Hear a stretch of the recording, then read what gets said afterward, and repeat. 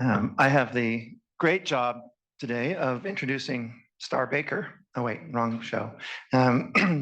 Introducing a great group of panelists here. So thanks to everybody who's prepared your presentations. We're going to start with an interruption. Yeah, an interruption. We didn't communicate this, but it would be great to have all the executives come up. They know that they're to come up and say. Oh, okay. In that case, I guess everybody's going to come up from the start. Yeah. So could we get Tiffany, Kelli, Carlos, and Kimberlee to the front of the room? And we'd love to have Kathleen, but I think that's going to be tough. And Amir, yes, you too. Right here at this table. As a reminder for people in the room, there's a button on the microphone in front of you. So when you press that, a little green light will come on. You'll want to move the microphone towards yourself or towards you when you're speaking. Don't hesitate to pull it around. Try not to touch the microphone because it makes much noise. So yes. Okay, well, thank you. And we will start with Tiffany Larson, the Director of Spill Prevention and Response at the Alaska Department of Environmental Conservation. Tiffany has been with the Alaska Department of Environmental Conservation for more than 17 years with a diverse background in the Clean Air Act, Spill Prevention and Response, and the Clean Water Act. Tiffany was appointed Director of the Division of Spill Prevention and Response in March of 2021. Congratulations. Tiffany directs a team of administrative staff, contingency plan reviewers, spill responders, technical experts, and contaminated sites professionals. Tiffany has spent much of her life in Alaska, and Fairbanks has been her home for 23 years, and she is a wonderful partner to have on a team. So take it away, Tiffany.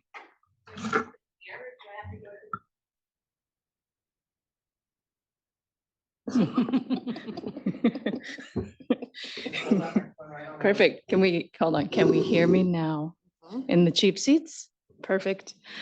I had so many jokes for this morning, but the one that's now stuck with me is picking on Greg a little bit, which was to say, thank you. I thought so too. Which is to say, I had a version control issue on my technology, so it's not so helpful. But like any good preparedness professional, I brought paper. But what that means is I'm super nearsighted, and if I do this, it's because I can't see. And then my other joke, which now that I've told you it's a joke, is it still funny? Let me think. 30 seconds, hold please. I'm doing it anyway. It was the intro to the speech, which is friends, Romans, Pacific States and British Columbia Oil Spills Task Force, oil spill professionals. Lend me your ears. Right, that's not very succinct, but it is who we are and what we're up to today. And I thought it would be a fun way to start off this morning. I think I have the right slide deck. And behind me, yep, that's still me on the slide. Oh, perfect. Thank you. That's more helpful. I'm here for your friend. Appreciate you, Kelli. Great. Yeah, that's the opening slide. Can we go to the next one so I can start talking about things that aren't me? That'd be cool. Thank you. All right. So what you see there is an organizational chart for half of the division that I oversee, and that is the Prevention, Preparedness, and Response program. And that program consists of 58 full-time equivalent staff and 2 interns. Of those, the breakdown is, I never remember this number, is 39 that represent our oil spill response, plan reviewers, exercises, inspectors, 39 folks do that. And that includes our SOSCs. And then on the other side, we have 18 and 2, which is the interns. And the state of Alaska has a really big push on interns right now, because as we're all aware, turnover and the chessboard that is our personnel, one of the ways that we're trying to leverage the future of Alaska is by picking up interns and showing them the great work we do early on in their career and hoping they fall in love with it like we have. And so on the other side of the house with the 18 and 2, that includes our integrity and engineering side, training and exercises side, all the program support staff, and interagency coordination as well. Also in the division, we've got 16 full-time equivalents on our administration side. So grants, funds, admin support, programming, technical work. What else am I forgetting? I'm forgetting some, cost recovery. Oh man, I almost forgot cost recovery, and that's super important. We all know we want the money back. So that, and then we have 56 full-time equivalents on our contaminated side of the house as well. And I know in this jurisdiction, that's broken up in various ways. And in Alaska, it is under one umbrella that is our response. When we're done with the response and the acute effort, we put it into long-term care. And then we'll see what happens from there. Next slide, please. Can I assume, since I'm moving paper, that you can just see me move paper and I don't have to say next slide? No, you can't. You're behind the wall. I'm sorry. Okay. I'll just keep saying next slide. So we also know it's important, the fund sources that we have, and that we continue to get funding for this work that we do. And most of us have an appropriation that we have to seek from our legislature every year, or a governing body, to make sure we can continue operating at the levels that we need and or expect to. And so with that, one of the efforts that we've done is kind of undertaken talking about our work, and in a more broad and accessible way to those that aren't familiar with what we do, and without kind of catastrophizing what we do, right? It's easy to say, oh, we all remember Exxon, bad things happened, we don't want that to happen again. But there's so much work since then, because that's what sticks in people's mind. Well, like, and that is 30 years old, 89, yeah, math, 30-ish years ago. So why is it still relevant today? If Exxon was 30 years ago, we did that, that's done. And it's still relevant because, of course, there's still spills. It's just not what's gotten in the Associated Press and the news cycle, right?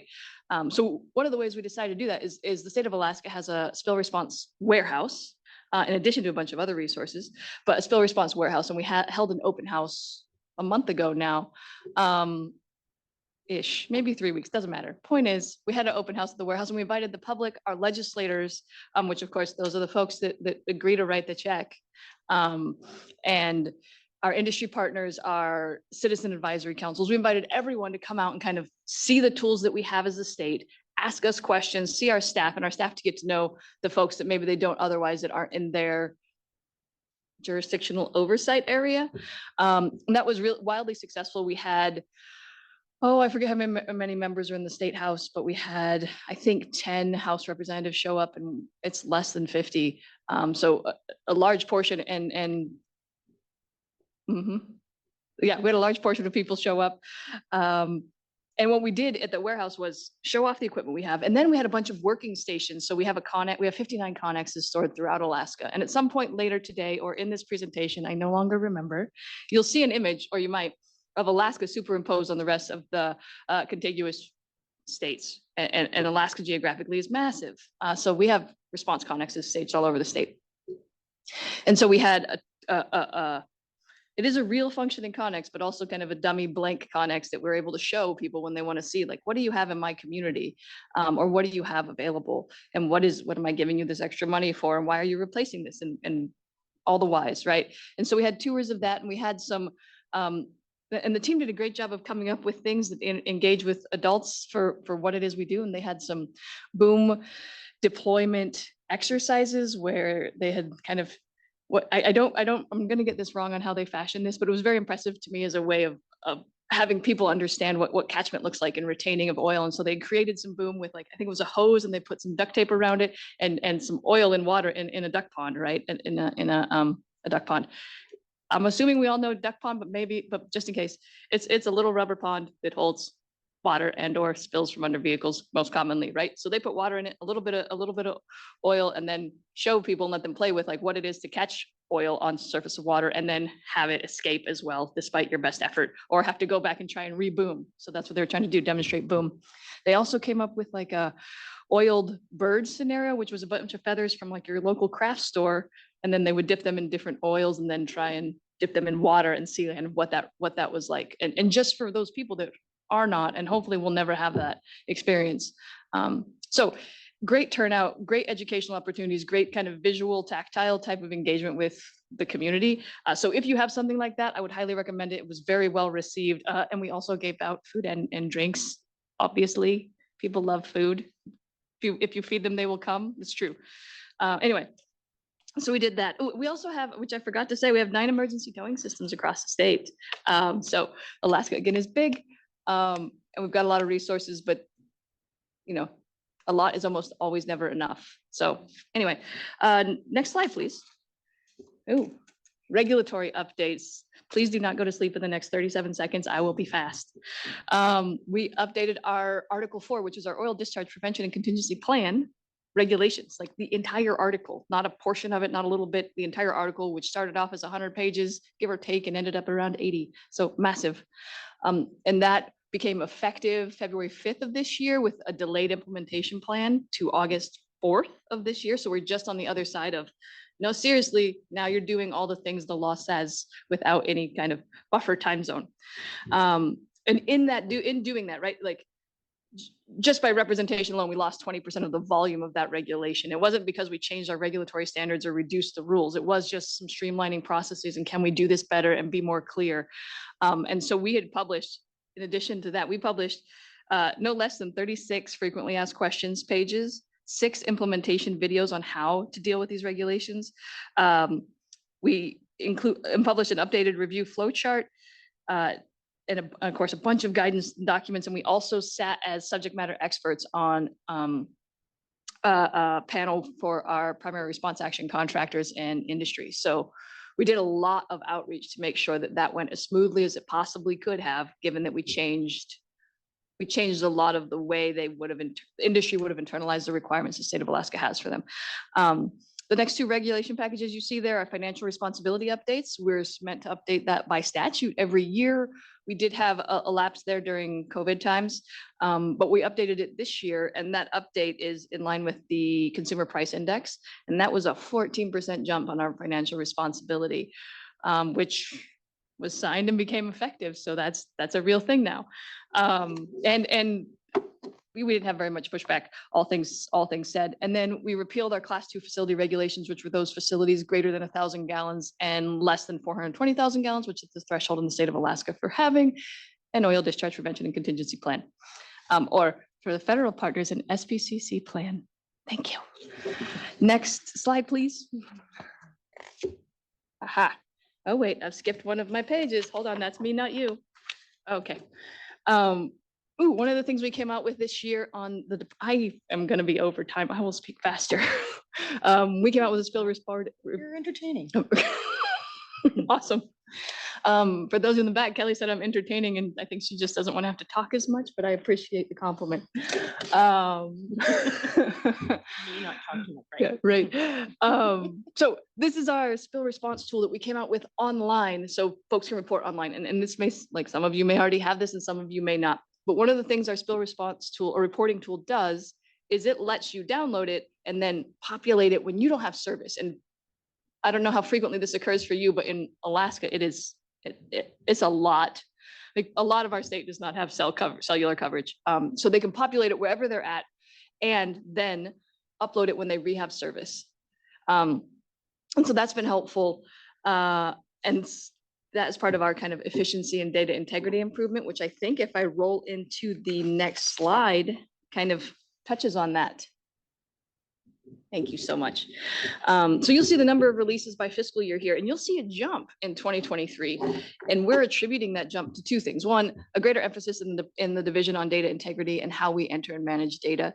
And the spill reporting tool that allows for folks to report real time so they don't forget even the little spills. And so this is what we're attributing that jump to. And it represents it for non-crude, we saw a jump in our non-crude spills, which is that blue section. And we had 822 more releases than in the previous fiscal year.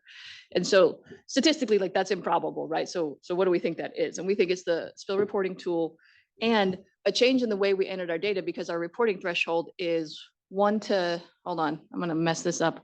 1 to 10 gallons, report within 48 hours to land, to water's immediate, any release, 10 and above is 24 hours. And, oh wait, nope, I'm 1 degree. It doesn't matter. The point is they have to report. And then what we did differently was the lower threshold, the greater than a gallon, it's 1 to 10, there it is. The greater than a gallon is on their monthly reporting logs, which before we had perhaps not been as diligent in entering monthly reporting logs as more than 1 spill. November, X number of spills. And they're the smaller spills. But once you start to account for these littler spills, your volume maybe remains consistent, but your spill numbers increase. And so that's what's happened here. And we're just trying to capture where in industry and what's going on.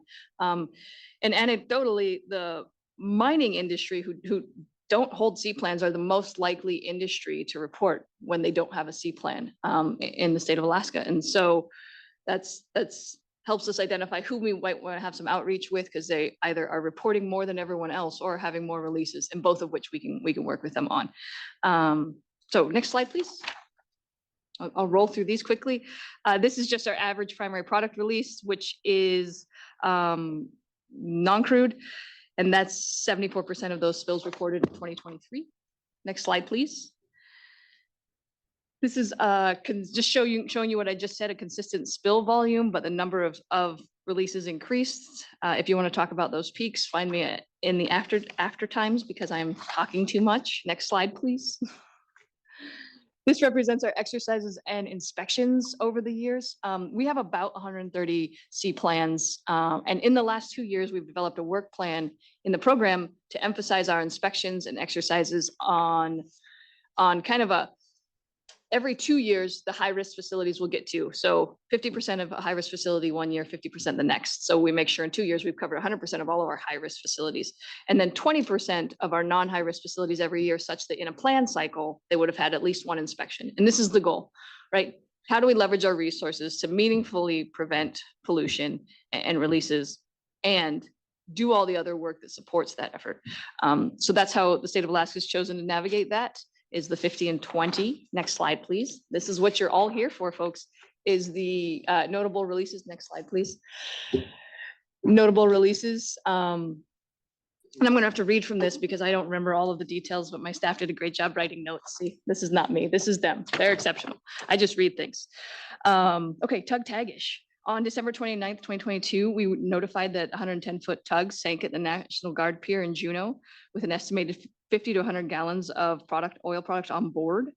DEC, so Alaska DEC, the US Coast Guard, and the City and Borough of Juneau Docks and Harbors personnel, they put boom around the vessel. The Coast Guard gave the owner 48 hours to devise a subsequent response plan. DEC issued a letter of state interest on December 30th, which is the next day. On December 31st, the owner worked with the local contractor to plug vents with divers and shifted to daily cleanup with sorbent pads while boom remained in place. On January 9th, the Coast Guard federalized the response. And at noon, when the owner was unable to fund the pollution, Coast Guard federalized response at noon when the owner was unable to fund the pollution removal by the deadline. And after numerous delays, and contracted barge and crane arrived on scene on February 9th. Successful recovery occurred on February 19th, and that vessel was dismantled and placed on barge in pieces for final disposal out of state. Next slide. The University Lakesville. This is an interesting one because we didn't have a source for days, and it's a lake that's in central Anchorage and heavily trafficked with people and their dogs, and folks recreate, and it just had a lot of surface sheen. And so on June 21st of this year, we were notified and responded to a petroleum release at University Lake, DEC was, then we investigated that release by the municipality of Anchorage, and its contractor identified an oil and grit separator within the storm drainage system that had overflowed into the lake. The OGS was immediately emptied, and the search for upstream source of the fuel continued. As a response developed, the contractor deployed hard containment boom to isolate and reduce the surface area of the sheen and increase the likelihood of recovery, and use sorbent pads to gather a thin sheen off the surface that sorbent booms had difficulty removing. DEC, the US EPA, wildlife agencies coordinated from the beginning to monitor and adjust response actions daily, including both active and passive hazing to minimize impacts to wildlife. The park closed on June 28th out of an abundance of caution and to protect the integrity of the response efforts. We use social media and interviews with media outlets to keep the public informed and collaborate with our response partners. Anecdotally, in one of those videos, you can see someone playing fetch with their dog behind them in this spot, which is less ideal, despite the signage. So we did what we could to educate folks in our community, and still. On June 27th, the Alaska Native Tribal Health Consortium was notified that a fuel vault on its campus was a potential source of the spill. They took immediate actions to ensure that it was isolated from the municipal storm drainage system, and ANTHC actively monitored that fuel vault and is investigating the issue to ensure it doesn't happen again. The lake reopened on July 11th, so that took about 20 days from closure to source identification to remediation, public outreach, and reopening. Next slide, please. So suicide basin flood release, like we're all in the response community and none of us are unaware of the increase in kind of natural disaster response that's falling onto our plate and the fallout from those. And this is one of those such events. So this year's Glacier Lake outburst from Suicide Basin was on August 5th, 2023 into the Mendenhall Lake and the Mendenhall River, which was the largest since it started in 2011. DEC received a heads up from the Juneau emergency manager through the SEOC, the State Emergency Operations Center, late that evening regarding the likely loss of home heating oil tanks. And if you don't know, Alaskans often heat their homes with home heating oil tanks, which contain diesel, and those are all on individual properties everywhere. So the likely loss of home heating, I'm gonna get there, folks. The home heating oil tanks. Over the next several days, responders from the Southeast region were in the field, and that's DEC staff, including going door to door through the impacted areas to confirm the status and condition of any heating oil or propane tank at the property. We partnered with the U.S. Coast Guard to identify the extensive impacts to water and whether any response actions were practical or feasible. We'd also received numerous reports directly from homeowners that the public about damaged tanks and debris floating in the marine waters and strong fuel odors. We're always grateful to the public for calling in and submitting those spill reports online. Throughout the event, we were also in touch with our natural resources trustees to collaborate on whether any response measures, including deployment of boom, would be appropriate, taking into consideration any potential adverse impacts to wildlife, such as impeding the salmon runs. The department continues to work with homeowners to monitor and clean up the fuel impacts to land. And there's other pictures that kind of have these tanks floating, perhaps down rivers. It's less ideal, but this was the most.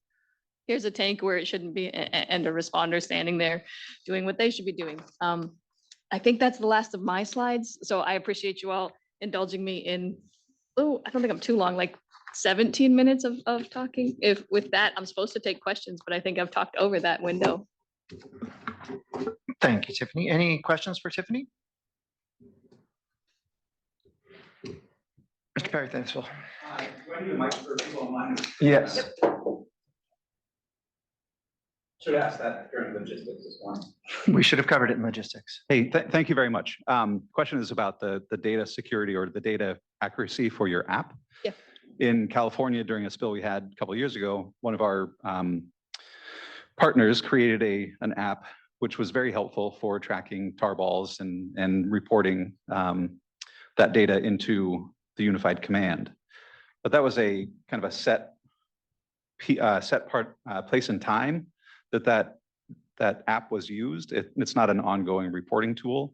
So I'm just wondering how you deal with validation of that data or scrutiny of that data. If you just maybe mention a couple of things. Yeah.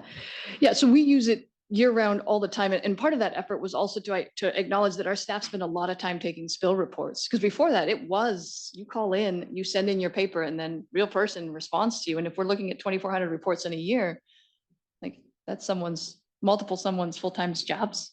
And maybe doesn't result in as much job satisfaction as I would like to keep them. So how can we make their job better? We came up with this.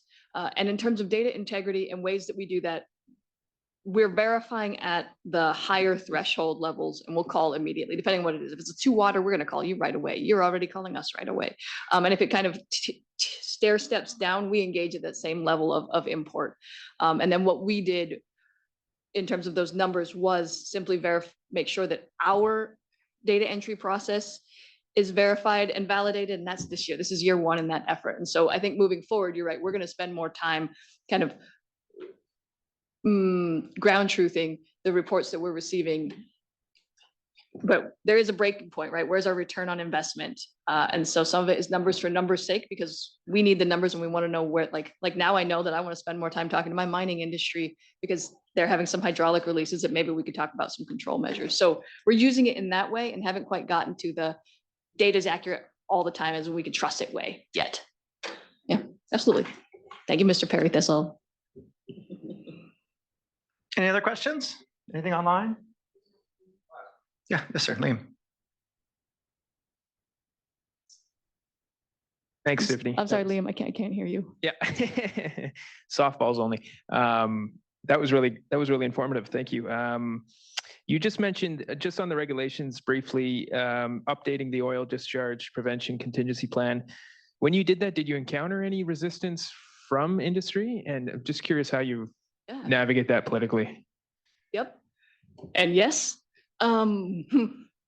that was a 3-year process. We did a scoping in advance of our public notice. So scoping just to see what folks are gonna want changed. Then we took that scoping and considered it while we actually made the changes to the regulations, because some of those are well-founded things that maybe we don't think of because our regs seem small, because whatever. And so we did those things, and some of them we didn't. And then some of the comments in public notice was, you didn't do the thing we said to do, right? Because we're the regulator, and that's our job first. But in terms of politically, how we address those is we took as much proactive steps as we could in early and often communication. So scoping, we met with the Alaska Oil and Gas Conservation Commission.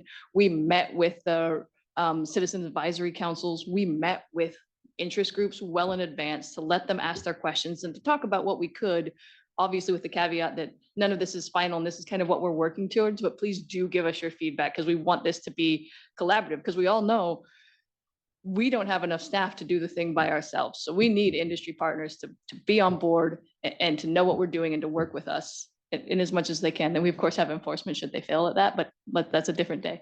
But really the answer is communicate early, often, and frequently, and make sure that your partners feel heard in that, because they're the ones with the people on the ground that you need to leverage.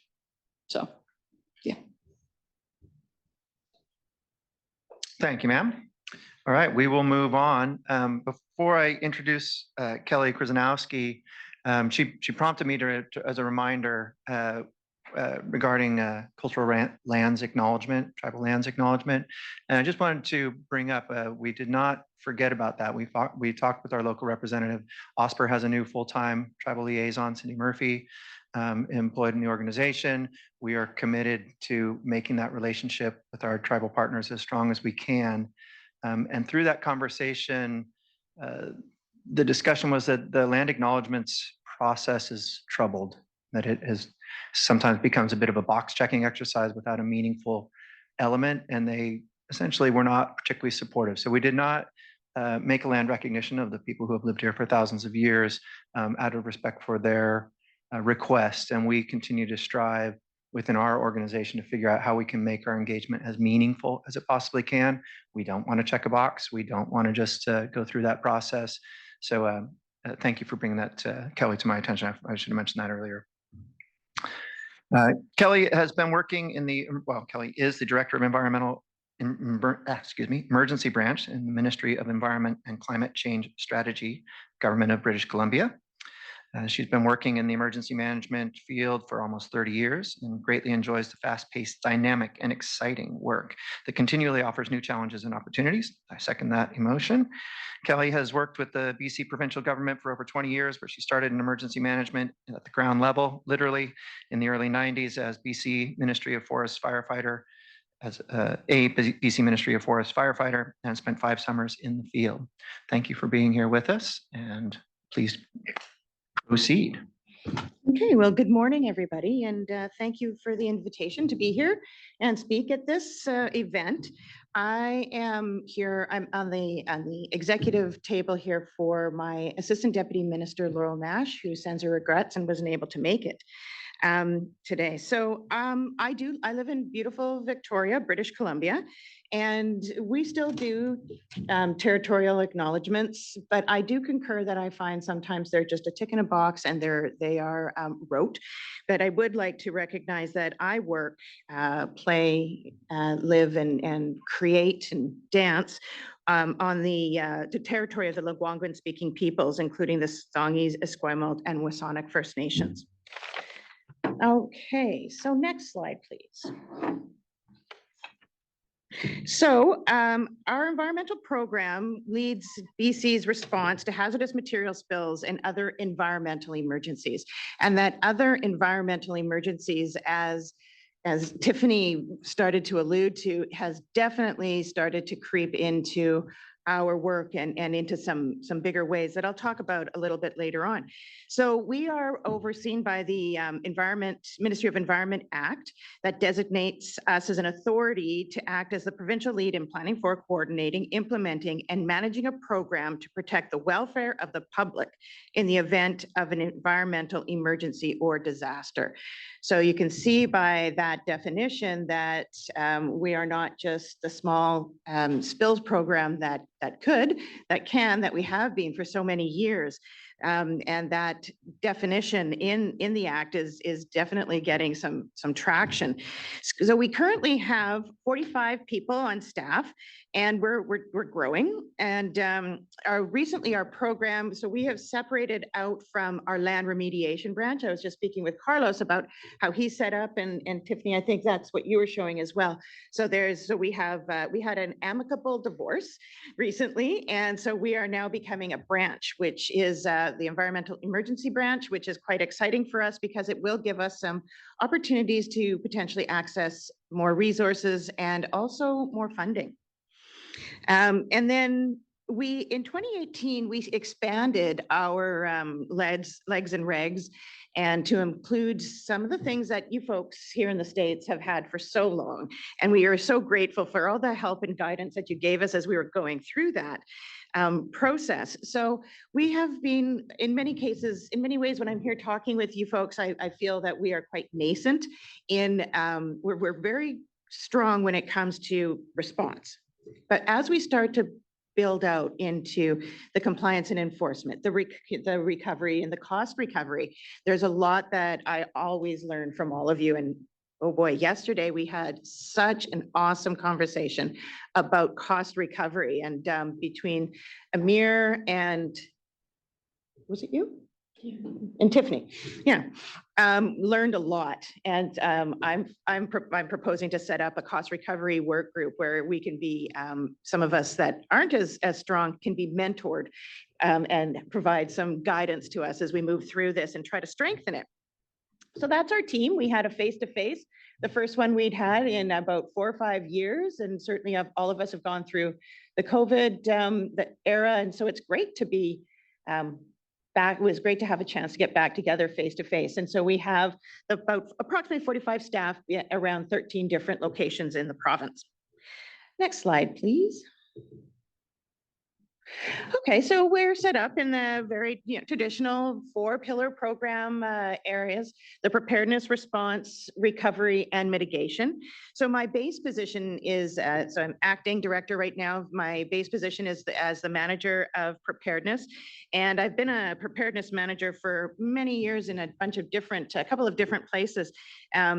And I think in so many ways, the folks in preparedness are the unsung heroes of emergency management, because there was somebody that said yesterday that there was their government didn't want their legislature didn't want to fund preparedness or something along those lines. And it was interesting because do they think that people just hop out there out of their trucks and everything else and know exactly what to do?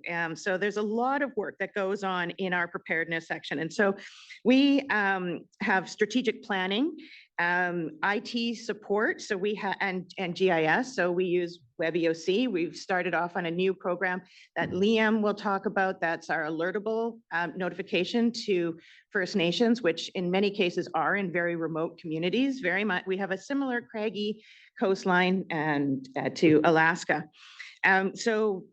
We do compliance and enforcement. So the inspection of spills and spill contingency plans is new work that we've started to do. And so next year, when we do this presentation, we'll be able to provide you with our baseline first year of how many of the inspections did we do, and what were some of the findings.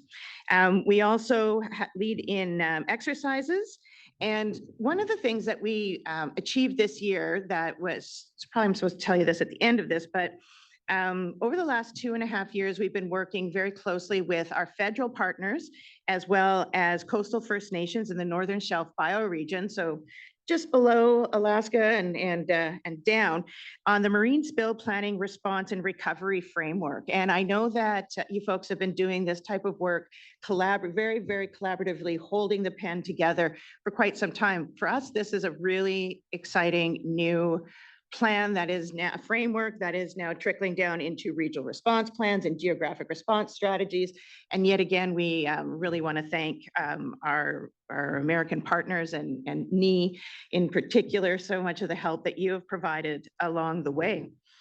That's planning. So in response, we have let me see that one. Okay, and so in response, they do the usual conducting response readiness, day-to-day response operations, and spill response. They either oversee, augment, or take over the spill, depending on what is the state of the spill and how the spiller would how they are performing. And then we also have our training program as well as logistics that come under the response team.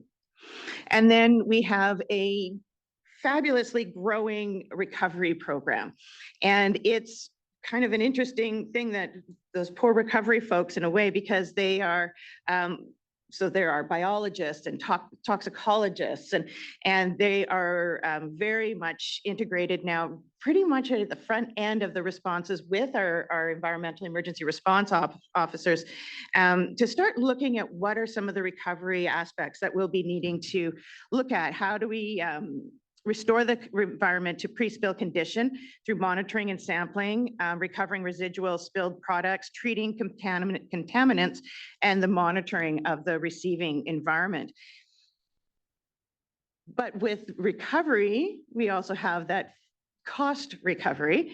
And we have just one fabulous toxicologist who does that work off the corner of her desk. And thank goodness she is very flexible and very, very smart.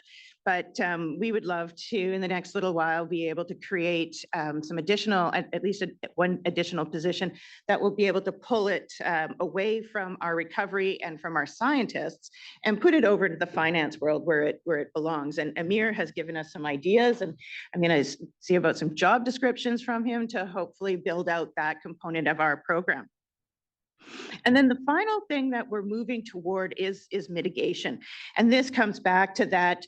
What are some of the new emerging things from climate change? And so in particular, in November 2021, we had the atmospheric river event that came through the lower mainland and into the interior, and created an incredible amount of debris, human-made as well as natural woody debris, and then also really a lot of sedimentary deposits. And so we have a 14-person team that's 18 months to 2 years in place. It's the Flood Debris Management Secretariat. And so they have already cleared out all of the human and natural woody debris out of the water courses, and now working on that super, super tricky space of sediment deposits. And and those very narrow windows between spawning seasons and fishing seasons, and trying to figure some of those pieces out, as well as helping to look at some of that infrastructure like berms and keeping some of those, either figuring out how to repair some of them that may be orphaned, or working with local authorities and First Nations to see if there's opportunities to create some new spaces. Next slide. So we have 4 regions, and every year we receive thousands of calls related to environmental emergencies, and every spill that we have is unique. And the type of product spilled, the receiving environment, and the community's impact all influence the way that we respond to the incident. So last year we received over 4,800 reports of spills and other environmental emergencies between April 22nd and March 2023, so on that fiscal year. So there's a lot going on in our very large province. And so you can see how things are broken down. And that green section there is the lower mainland. So that includes Vancouver and our most populous area of the province. And then over onto beautiful Vancouver Island where I live, and then into the southern interior and then our north section. Okay, next slide, please. Okay, now you're not expected to read this, and I didn't create this slide deck, so I would have done it differently, but that's okay, Liam. You did a great job.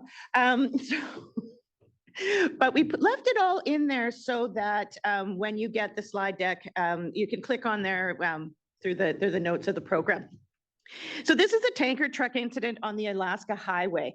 And of course, for our friends over in Alaska, we thought this was one of our biggest events last year. So in August 22, a transport truck carrying 40,000 liters of highly flammable condensate was involved in a single motor vehicle accident on the Alaska Highway, or Highway 97, in the Sekani Chief area.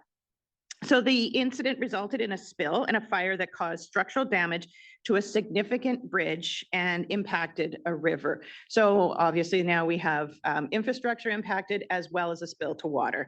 And so due to the chemical hazard and environmental sensitivity of the area, we had our response officers deployed to the site to assess and to assure cleanup efforts were ongoing, and to provide a coordination role with incident management. So we operate under the spiller pays principle as well, and that the spiller is responsible for cleaning up their site. However, their spill site. However, sometimes, as we all know, the spiller doesn't have the capacity or the capability to do that. So that's where we would, either augment or take over.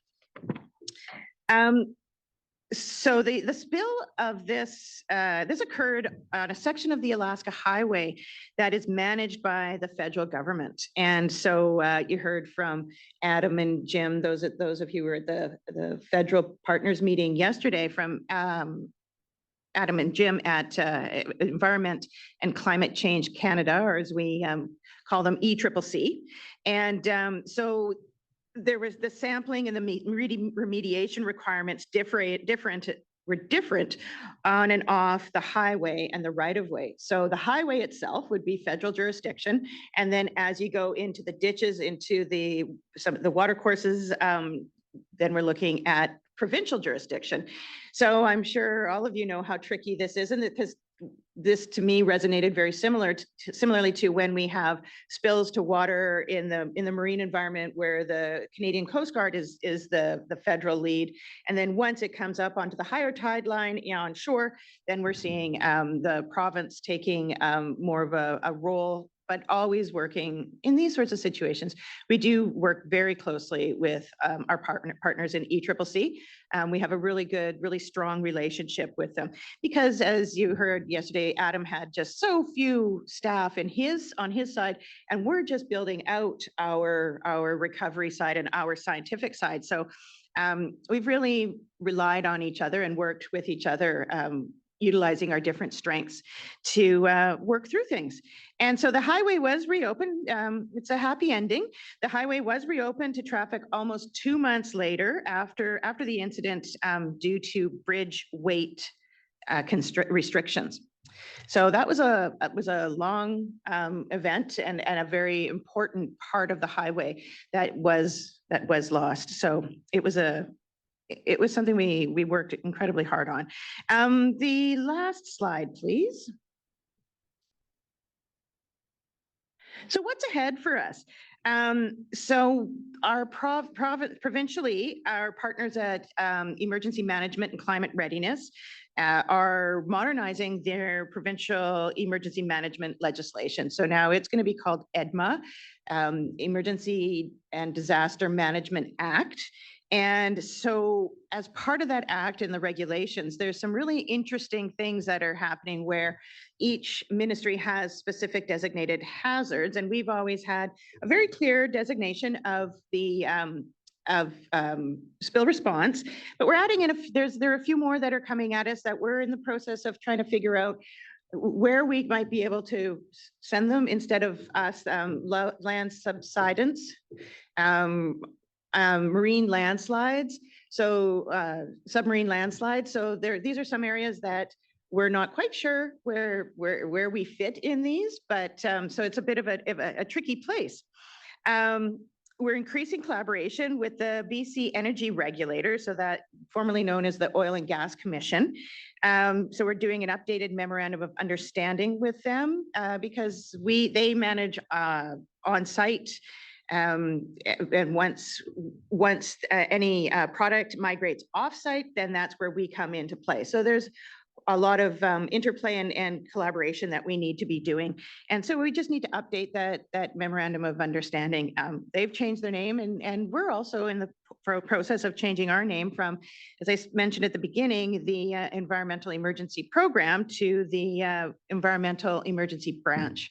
And so hopefully we will be having some additional responsibilities and a rapidly and continually growing program or branch.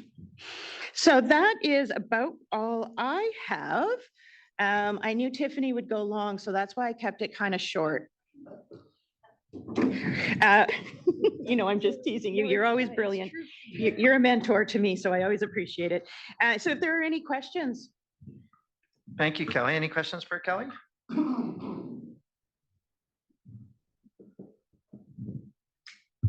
me, I know it's great to have, not just the states, but to have two different countries involved in the BC states. I mean, you look at Canada struggles you can't use an OSCA, an oil spill cleanup agent, on the water. We can't discharge oil to a lake to do a research project. And yet you can. So it's really great to be able to have not just different states engaged, all subject to the same federal rules, but different federal rules. I think it really improves the dynamic of the working group for us all to be able to rely on each other and pull from each other, as we talked about yesterday. Any other questions? Yes, ma'am. Microphone coming. Only softballs. Thank you. You talked about the future pillars of mitigating effects. I was wondering what you do now for the mitigating effects on wildlife, on oiled birds and things like that.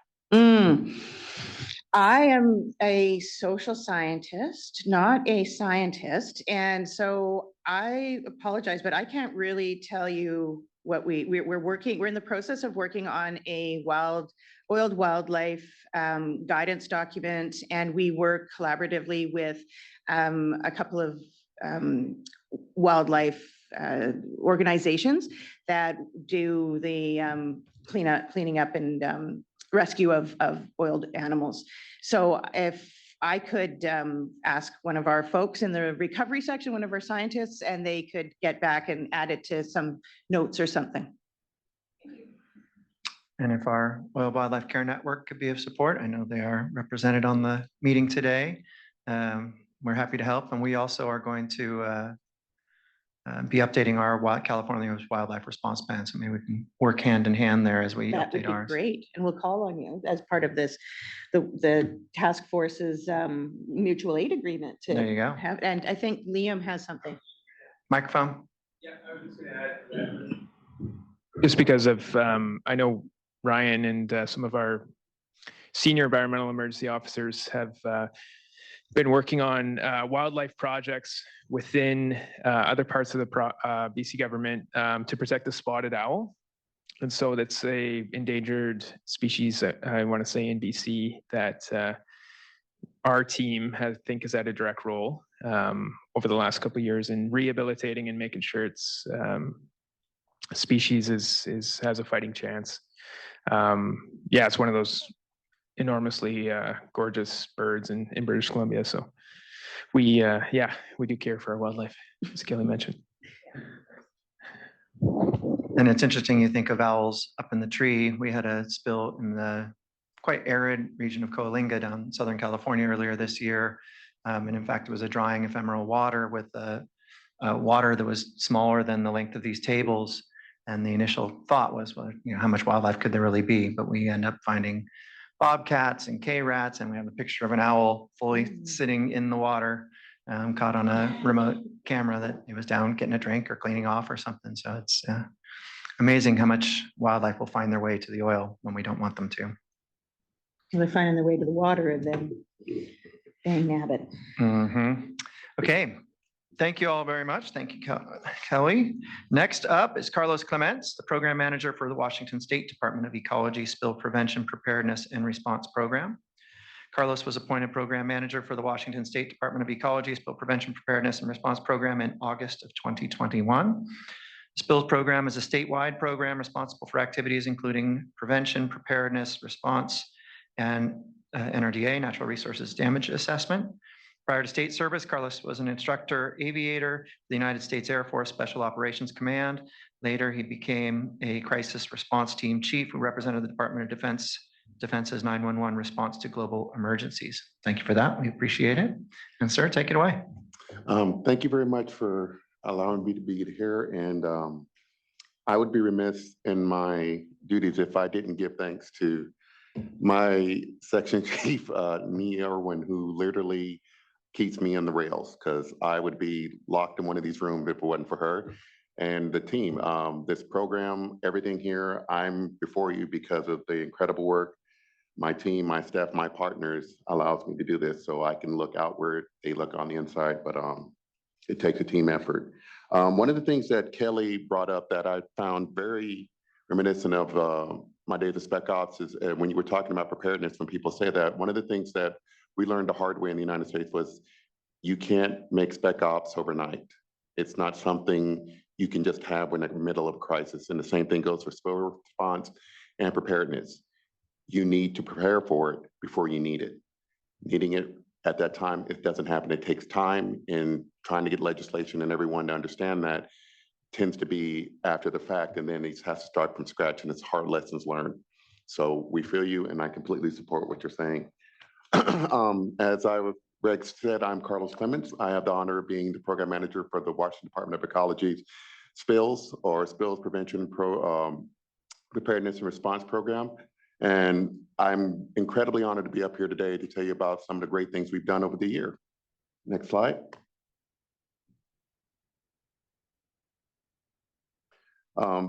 Next slide.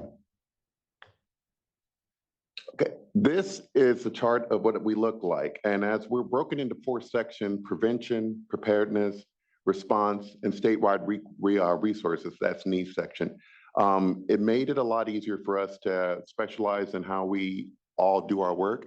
We are one of 11 environmental programs at the Department of Ecology. We have 100 employees in the program that are out of throughout the state. We supplement oil spill response with after-hours team made up of additional resources from other programs within the agency. That add numbers around 23 responders to our team. We have a 24/7 posture for oil spill response and provide national standards in preparedness and prevention planning. We are very fortunate to have a supportive body of legislators and people of Washington with a high expectation of a zero tolerance for oil spills. So pretty much we're sitting at maybe about 124 when we add the response. So small but mighty. And that number is continuing to grow because of the nature of the work we're doing. Next slide. We were talking about this yesterday. This is how we are funded. The model toxics, or METCA, receives 60% of $1.13 tax on petroleum products. It funds not just the spills program, but about 40% of ecology. The oil spill prevention account is funded by the Oil Spill Administration Tax, which is 4 cents per barrel of crude oil and petroleum products imported into the state, less an equal credit for barrels exported. The oil spill response account is funded by the Oil Spill Response Tax, which is 1 cent per barrel, less than equal credit for exports. It also receives money through cost recovery from responsible parties for the cost of spill response. The Coastal Protection Account receives money from natural resource damage assessments. Our biannual budget for the spills program is $43.9 million. Next slide. This gives you an idea of how oil moves through the state. To lay out the oil landscape in our state, we see over 20 billion gallons of oil move in through and out our state every year. We have 55 oil handling facilities, including pipelines, rail companies, and roughly 4,000 vessels transporting oil into our state each year. We have 800 miles of pipeline and over 2,000 rail tracks throughout our state. We also conduct more than 400 vessel inspections and 500 oil transfer inspections annually. We conduct over 100 drills each year, including small table exercises, equipment deployment, and worst-case scenario drills. We receive around 4,500 report incidents every year. We respond 24/7, investigate all of these to determine which incidents need our on-scene presence to either monitor cleanup by the responsible party or conduct the cleanup ourselves. About 20% of these receive a field response by ecology staff. And as you can see, it goes pretty much the entire state. Next slide. The rules and regulations are completed. These two rules were updated and adopted on June 6th of this year. Our prevention and preparedness team worked with tribes and stakeholders over the last 2 years to incorporate multiple updates, including establishing a Class 1 facility out of service and decommissioning requirements, seismic protection requirements for transfer pipelines and storage tanks of Class 1 facilities, expanding advanced notice of oil transfer reporting requirements for Class 1, 2, and 3 facilities, delivering vessels, and expanding drill requirements for Class 2 facilities. Next slide. These are the things that are in progress. We have a couple of rules that are in progress right now. The tug escort rulemaking is being led by State Board of Pilots Commission. It will establish a new tug escort requirements or exchange or change existing requirements. We held a third round of workshops from mid-September to early October and a public meeting October 31st. There will be more workshops in December and January before we set off with the 102. Next slide.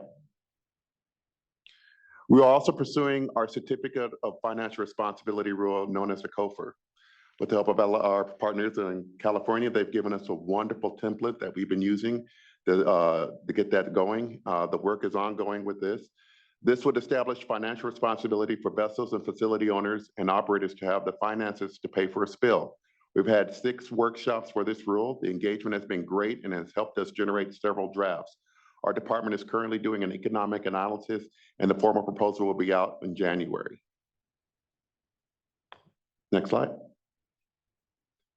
The state legislature in 2019 directed the Department of Ecology Spills Program to build an oil spill modeling application to be used in providing analysis to evaluate the potential change in oil spill risk for covered vessels resulting from the use of tug escorts by specified tank vessels in waters east of the new Dungeness Light, Discovery Island Light, to quantitatively assess whether an emergency response towing serving Harrow Strait, Boundary Pass, Rosario Strait, and connected navigable waterways will reduce oil spills from covered vessels.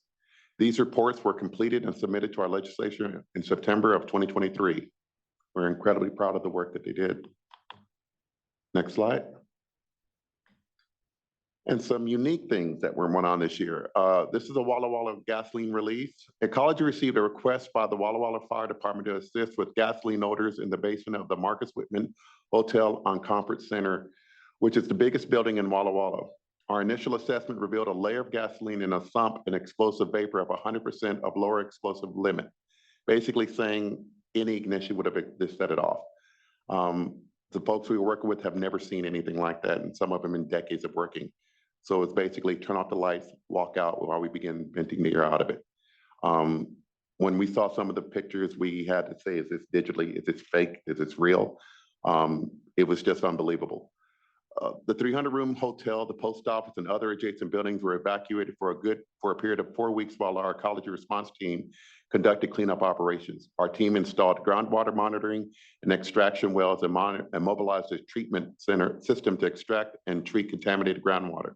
This cleanup is still underway, and our team has recovered over 6,000 gallons of gasoline. Good gasoline, literally the kind you can just right out of the deposit. It's just unbelievable, yeah.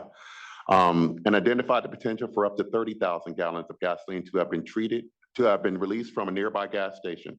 Fortunately, our work has allowed the Marcus Whitman Hotel and other adjacent buildings to be reoccupied. It's ongoing and it's still a unique situation, but we've turned it over, and I think it's a testament of the cooperation with the teams and everyone. Next slide. This one was unique also. An arson fire in a lithium battery lithium battery tool island at the Spokane Home Depot turned into a partnership and a learning opportunity. In the aftermath of this fire, the responding team from Spokane Fire, Ecology, and the ATF identified and encountered a lot of unknowns around lithium battery fires. To answer questions about firefighting tactics, health risks from contaminated air and water runoff, disposal of damaged lithium batteries, and firefighter exposure concerns to contaminated bunker gear, the agency teamed in other experts from the community to conduct a lithium battery workshop, which included expert presentations and dozens of test burns. Pallets of waste lithium batteries were assembled and burned at various energy charge states. ADF monitored temperatures and thermal infrared signatures. The National Guard, 10th Civil Service Support System team provided an on-site analysis of air, fire, water, contaminants, and experts from the Fire Department of New York, Seattle Fire, the Washington State Fire Marshal's Office, Pacific Northwest National Laboratories, the Pipeline and Hazardous Materials Safety Administration, and many others oversaw and contributed to our study design and testing. The team even included several Tesla and Prius batteries in the testing.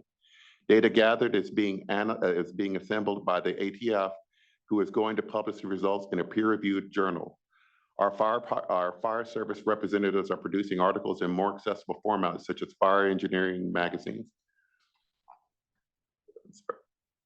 This is ongoing. This work continues. Now Ecology has contributed to a study design being conducted by underwriters, laboratories, who plan on 100 vehicles, a series of test burns this spring. Data collected will influence the firefighting tactics, air and water runoff contamination, firefighter gear contamination, waste disposal characterizations, and safety considerations for handling fire damaged batteries. In related regulatory news, the Washington State Legislature passed a rechargeable battery product stewardship law requiring battery sellers to provide and fund statewide use battery collection systems. Ecology's solid waste program is leading this effort, which is scheduled for implementation by January 1st, 2027. Next slide.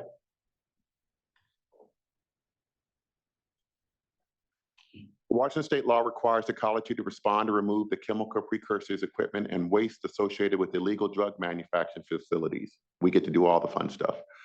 This slide shows the variety of drug lab Ecology has responded to in over the past 12 months. Last year, Ecology removed over 900 gallons of liquid hazmat and additional 2,000 pounds of hazardous waste.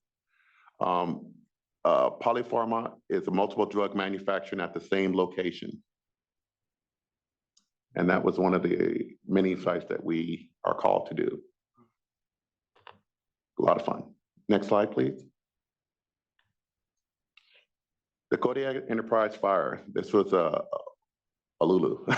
Ecology responded to the second Trident Seafoods fishing processing vessel fire in as many years. Our teams performed community air monitoring to advise local fire and evacuation and shelter in place. We monitor for particulates, carbon monoxide, and chemical hazards stored on board, including ammonia, chloride, and freon. Our team also directs pollution response efforts for more releases.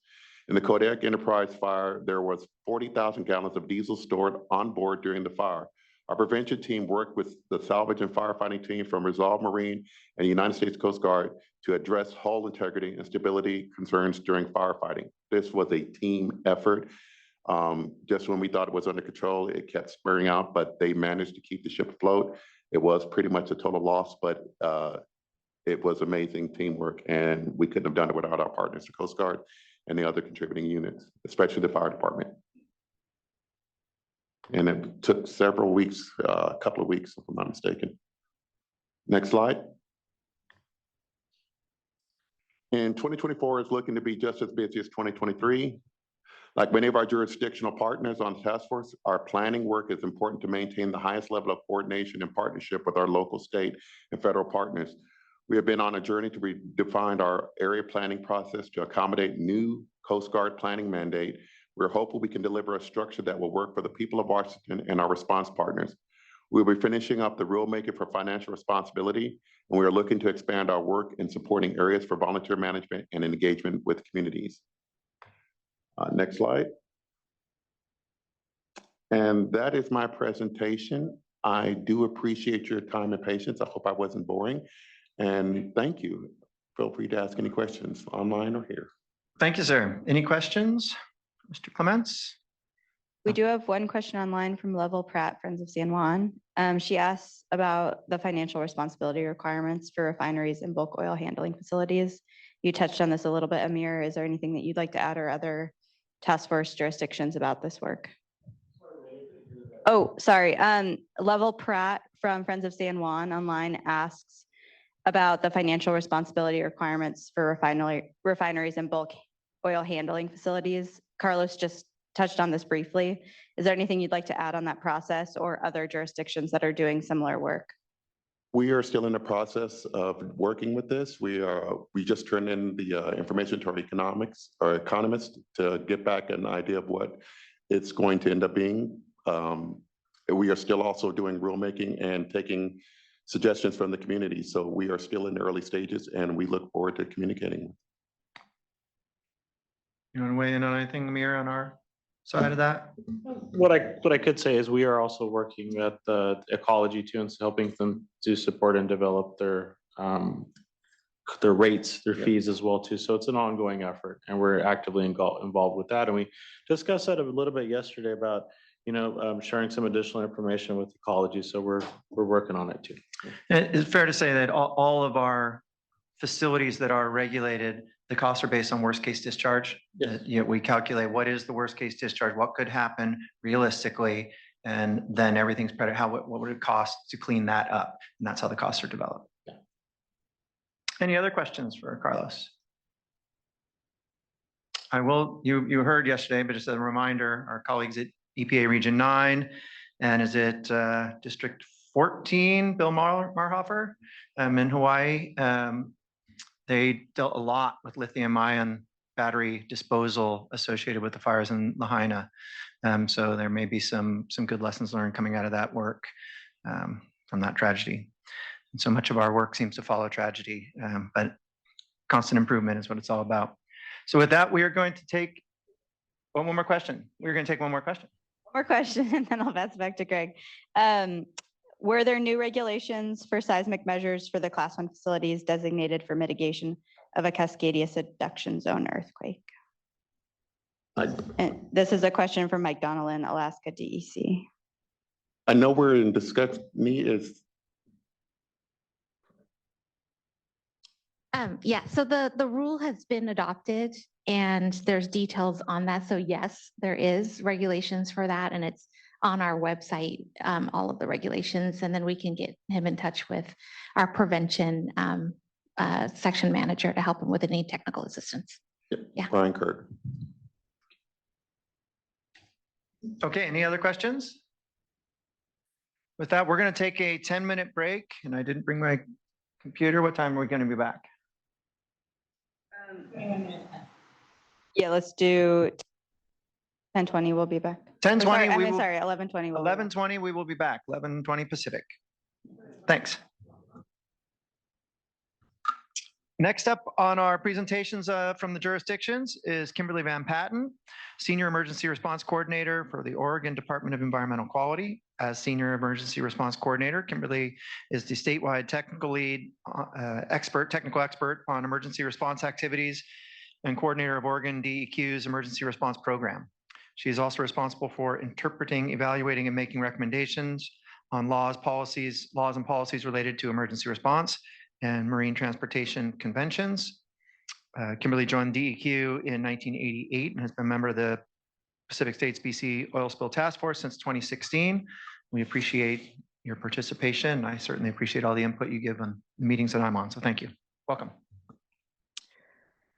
I thought about starting with a joke, and then I thought about maybe a karaoke selection, but I've decided to go with an interpretive dance. So if we could clear the chairs here. Good morning. My name is Kimberlee Van-Patten. It's my privilege to share highlights from Oregon's Emergency Response Program on behalf of our Land Quality Administrator, Lydia Amir. Next slide.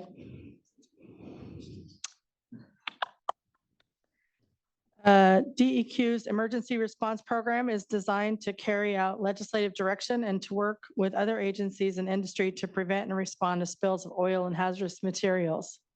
Next slide. I took those pictures, by the way. Carlos, I'm going to tell you about a small team. Our team consists of 12 dedicated emergency response staff, including 3 state-on-scene coordinators, 1 for the top 5 counties in the northwest region of the state, 1 for the Cascades to the coast on the lower half of the western half of the state, and 1 that covers the entire rest of the state from the Cascades to Idaho, from Washington to California. It's a very big area. We have 1.5 daytime duty officers, 1 oil spill contingency planner, 2 high hazard rail planners, 1.5 ballast water inspectors, 1 geographic response planner, 1 GIS coordinator, and 1 cost recovery accounting technician. And she basically does invoicing. She doesn't go after, like reimbursement and such. So no OPA claims or any of that. It's just invoicing.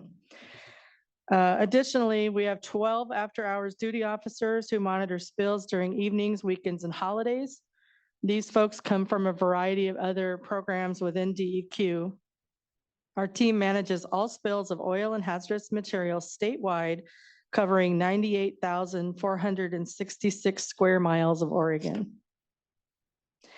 DEQ received 2,751 spill notifications from Oregon Emergency Response System in the past biennium.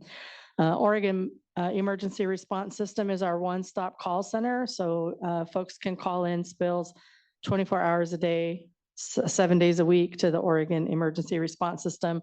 And then those operators take the call, get all the information, and push it out to all the agencies that are interested. DEQ is their #1 customer. 60% of those calls were oil and hazardous material spills, with sewage and other events making up the remaining calls.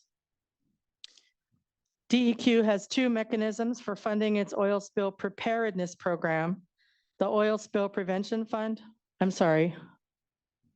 I forgot to say next slide a couple of times, I think.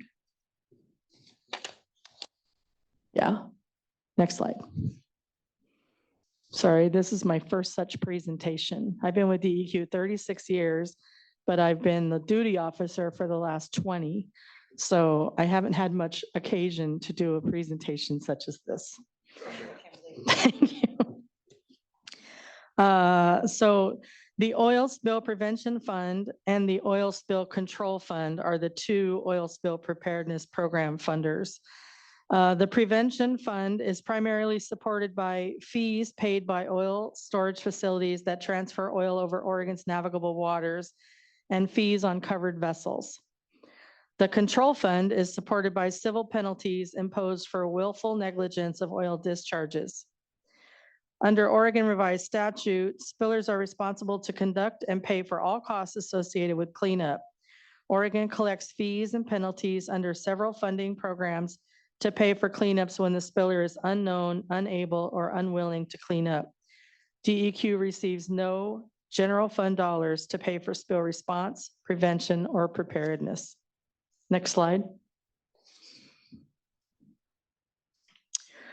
The 2023 oil drill and exercise season ended on November 2nd with 8, count them, 8 drills conducted involving 52 DEQ staff. There were an additional 10 staff from other state and local agencies who participated as we expand our efforts to involve more agencies who may be involved in a future real-world incident requiring DEQ's response. Next slide. After a successful drill season for both high hazard rail operators, Union Pacific and Burlington Northern Santa Fe, as well as an engaging community meeting to design and hone proposed GRPs along the Deschutes River corridor, our team has pivoted to GRP review and design, support for the facilities and pipeline drill and exercise program, rulemaking, and collaboration with other state agencies. The High Hazard Rail Program is currently holding meetings to plan for next year's drill and exercise season and developing trainings in collaboration with EPA and the Oregon State Fire Marshal. Both high hazard rail planners are looking at conferences in the next year to stay informed on developments with oil spill response technology, and they continue to reach out to other state and federal response agencies and tribes to build an extensive and robust response community. Next slide. DEQ and Washington Department of Ecology staff were present for both the Union Pacific worst case discharge on the Willamette River and the Burlington Northern Santa Fe deployment exercise at the mouth of the Deschutes River. Washington Ecology and Oregon DEQ continue to work together to provide a strong and cohesive response capability and further enhance our shared interests and abilities on both sides of the Columbia River. Joint state partnership in drill participation and evaluation will continue to be key to seamless cooperation in the event of a real incident. Next slide. Oregon requires fuel storage facilities with capacity over 2 million gallons to improve their infrastructure to minimize the risk of spill after a Cascadia subduction zone earthquake. We provided a briefing on this to the task force last year. Since then, DEQ has completed rulemaking, hired staff, and is working directly with facilities to meet the ambitious schedule set to prevent this looming catastrophe. Next slide. The impacted facilities are in 3 Oregon counties, Multnomah, Columbia, and Lane, and oils contained therein account for 90% of Oregon's total oil supply. Facilities have until June 2024 to conduct their seismic vulnerability assessments. Risk mitigation plan proposals are due 6 months after the vulnerability assessments are approved, likely in 2025. Facilities have 10 years after mitigation plan approval to complete the facility improvements. Complete information about the process and plans are available on the DEQ webpage, and we're happy to provide implementation details to interested party. Our website QR code is here on the slide, or you may contact Mike Kortenhoff for more information. Next slide. We are continuing work on the Oregon Coastal Geographic Response Plans by designing new notification strategies, including new strategies for land belonging to the Confederated Tribes of Coos, Lower Umpqua, and Siuslaw Indians. We are also working to create maps and reports to be included in the final GRP so that responders in the field and the command posts have the information they need at their fingertips. Next slide. State agencies and our partners continue to use our abandoned and derelict vessel ADV database and the accompanying Survey 123 data collection form launched early in 2022 to track and report ADVs. There are currently 277 known ADVs in Oregon and along the Columbia River shared by Oregon and Washington. Both the database and the Survey 123 form are available for state, local, and U.S. Coast Guard use. Next slide. No one agency has full authority over abandoned and derelict vessels in Oregon. Most programs are repurposed to address the issue that lack cohesive authorities to remediate the problem. These divided authorities demand collaboration and communication for resolution on a case-by-case basis.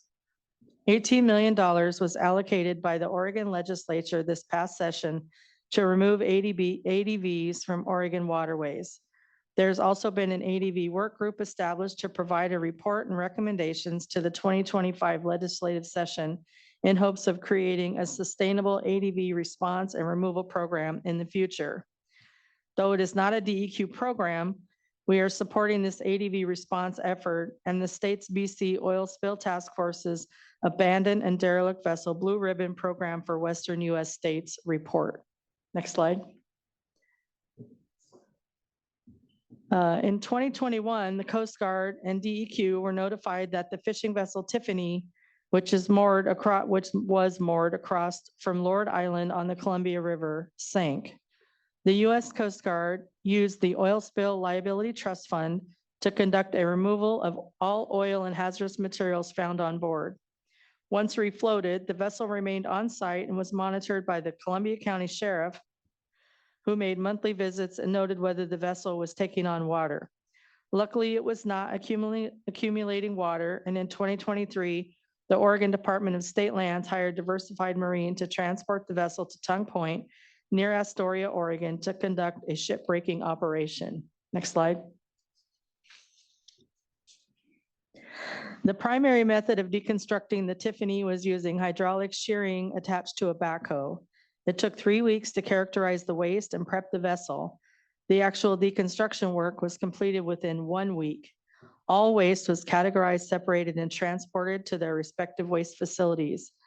Deconstruction was declared complete on Monday, October 30th. Next slide. On February 10th, 2023, 3 locomotives derailed at the Georgia Pacific Toledo facility. 1 locomotive diesel tank ruptured, releasing 2,000 gallons of red-dyed diesel to the railroad bed. The fuel found its way to an unknown stormwater line and began discharging from a stormwater outfall to Depot Slough of Yaquina Bay within 2 hours of the spill. Contractors working for Georgia Pacific excavated more than 1,600 tons of petroleum contaminated soil from the area of the derail. Contractors also recovered diesel from the stormwater system and Depot Slough using vacuum trucks and absorbents. The cleanup is largely complete. However, a faint intermittent sheen occurs occasionally near the stormwater outfall. The sheen is contained within hard boom and recovered using absorbent materials. Next slide. And that's my time. Thank you for the opportunity to share our program and achievements over this past year. I'll be happy to answer any questions I can. That was an Easy on me, outstanding folks. debut presentation after 36 years. Thank you. Any questions?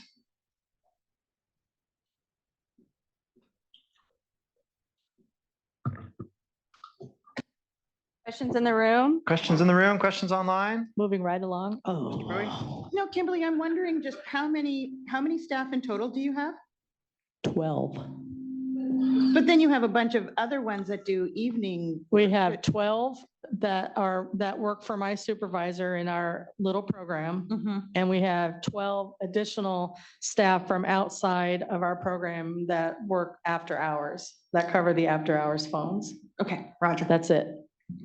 And those folks have been like trying to train with us and exercise with us and such. We're trying to get, some of that beefed up, but the only people that are absolutely dedicated to the program are the 12.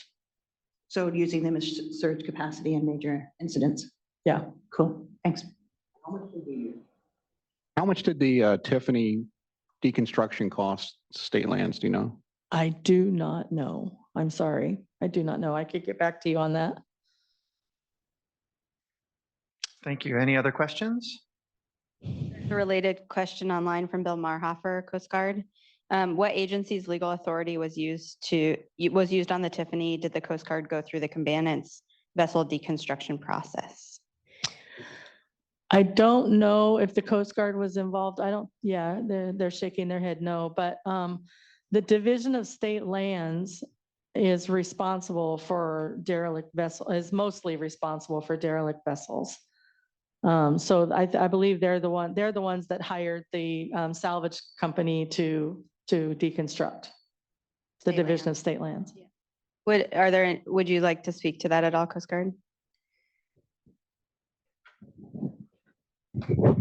So Coast Guard isn't authorized to destroy vessels. If we do or some necessary things is deemed necessary to destroy it, the decision authority lays with our commandant, the head of the Coast Guard. And so it has to be a very, very articulable reason why we would destroy it. And Greg, do you have anything in addition to add to that? That's correct. Yeah, so I think we rely heavily on the state authorities and other partners to make that happen if that's the best situation for the vessel. Yeah, very early this year and late last year, we also had the Saccharissa and the Alert And Coast Guard removed the pollution, and then it was taken over by, I believe it was Metro and the Division of State Lands and Metro and the City of Portland. They all had to coordinate, and DEQ all had to coordinate to get those vessels off the water and get them deconstructed. So it is a multi-jurisdictional endeavor. There's a follow-up question from Toby Gritton, BC government, that I think you just started to speak to. What sort of issues do you have dealing with abandoned derelict vessels? And I think you've covered a couple of them. Yeah, that's the biggest thing, is that no one agency has total jurisdiction or authority over it. You know, we rely on the Coast Guard to pull the pollution off. And then depending on where it is, it's usually Division of State Lands or the Oregon Marine Board that goes after them to remove them from the water. Mm-hmm. And Yeah. Lieutenant Waterman online also says it would have been a handoff similar to the alert in Saccharissa from Coast Guard to State Land. So yeah, communicated that. Just want to reiterate for those online. Yeah, and I'm sorry, I don't have the dollar amount of what it costs. That one just happened, so I'm not even sure that it's completely calculated yet.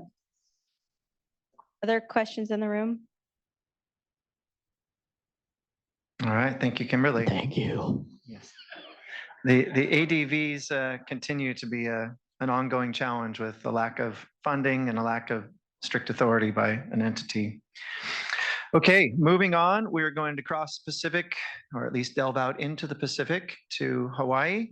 I understand my friend Liz Galvez is going to be giving our presentation. So I did not get her bio, but I will say it is a pleasure for the opportunity to work with her. And I know all of our thoughts go out to Hawaiians and the tragedy in Lahaina. And between that and Red Hill, their not giant organization has had several giant issues to deal with. So thank you to the stakeholder partners for jumping in, and kudos to everybody there in Hawaii for doing an amazing job in a very trying situation. Liz, take it away. Thank you, Greg. Good morning, everybody, and aloha. I'm so sorry that we couldn't be there and none of us from Hawaii is there, although I know that my buddy Bill is online also. So Kathy Ho, our Deputy Director of Environmental Health, sends her regrets that she couldn't do this presentation. So I'm the substitute. Next slide, please. This is our Department of Health organization. And, Carlos and Kim were saying, oh, there's a small organization. Well, we are embedded within the Department of Health, and there are a total of 3,000 employees within the Department of Health. However, next slide, please. Within the Environmental Health Administration, there are about 400 positions. And out of that, highlighted hazard evaluation and emergency response, where I'm in, there are only 6 of us total. And we currently have 5 state on-scene coordinators positions. However, due to someone retiring, there will only be 3 of us, and the 3 are actually in this room. There's Adam Tico, I don't know if you can see him, and Isaiah. So thanks to the team, we're a small but mighty team. Next slide, please. For the Department of Health, we have our legal authorities. It's the Hawaii Revised Statutes, Hawaii Environmental Response Law, and our accompanying it is our state contingency plan, Hawaii Administrative Rules. We also have HEPCRA, or Hawaii Emergency Planning and Community Right to Know Act. And for the most part, our environmental response laws mimic the federal Superfund. However, oil is included as a hazardous substance. Next slide, please. Our funding source is the Environmental Response Revolving Fund, and we get 5 cents tax per barrel of petroleum products, and civil penalties from environmental enforcement. Next slide, please.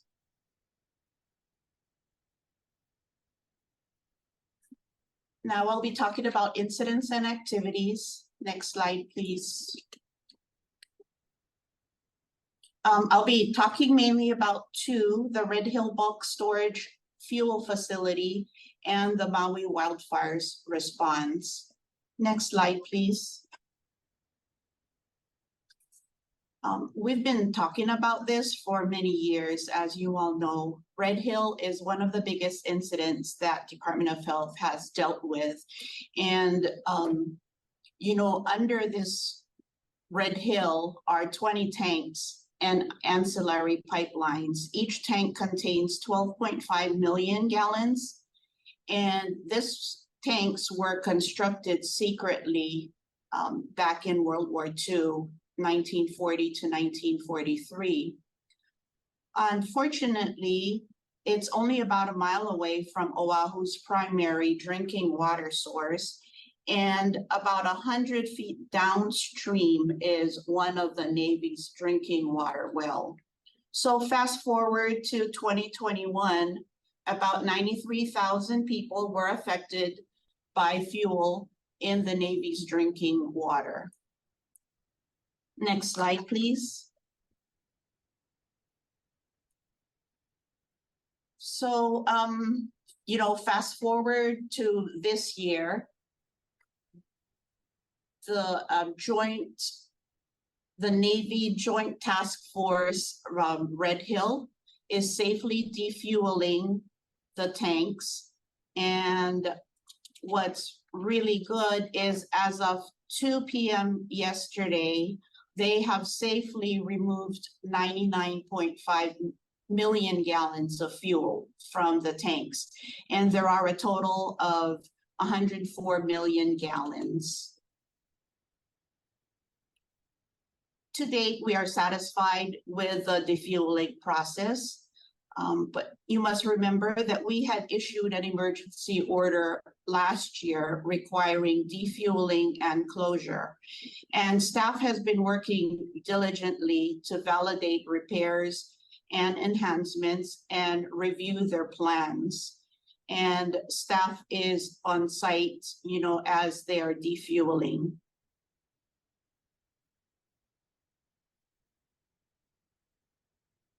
Next slide, please.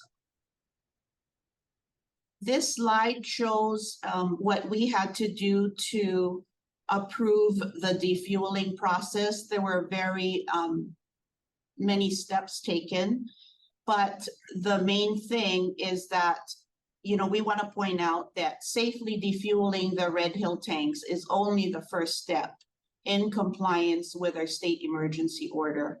And it's only the first step for the Navy to rebuild the trust as they say they wanted to do. So not only must the Navy permanently close the Red Hill, but they must also remediate our aquifer. And, you know, they have submitted plans. It's been going back and forth, and the Department of Health is currently reviewing their plans. We've received piecemeal submissions, but yet, you know, we're on it. We're asking them and we are working with them. So to summarize, while we are encouraged by the progress being made on defueling, a great deal of work needs to be done before the Navy can fulfill their obligations. Next slide, please. This next one is the Maui wildfire response. You know, this is a very emotional response for, you know, for us. Maui is a very historical and cultural significant location, especially in Lahaina, and there are a lot of people affected. High winds and dry weather caused wildfires to develop in West Maui on August 8th. And the wildfires, we've been told, have been the deadliest US wildfires in at least 100 years. Unfortunately, it is happening everywhere. And this particular wildfires, they affected approximately 1,500 parcels and about over 2,000 structures.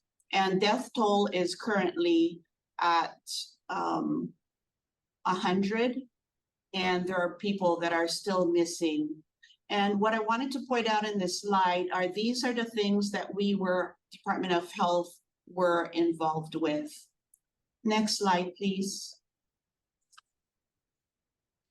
This response had been an all hands on deck from citizens, volunteers, local, state, and federal agencies.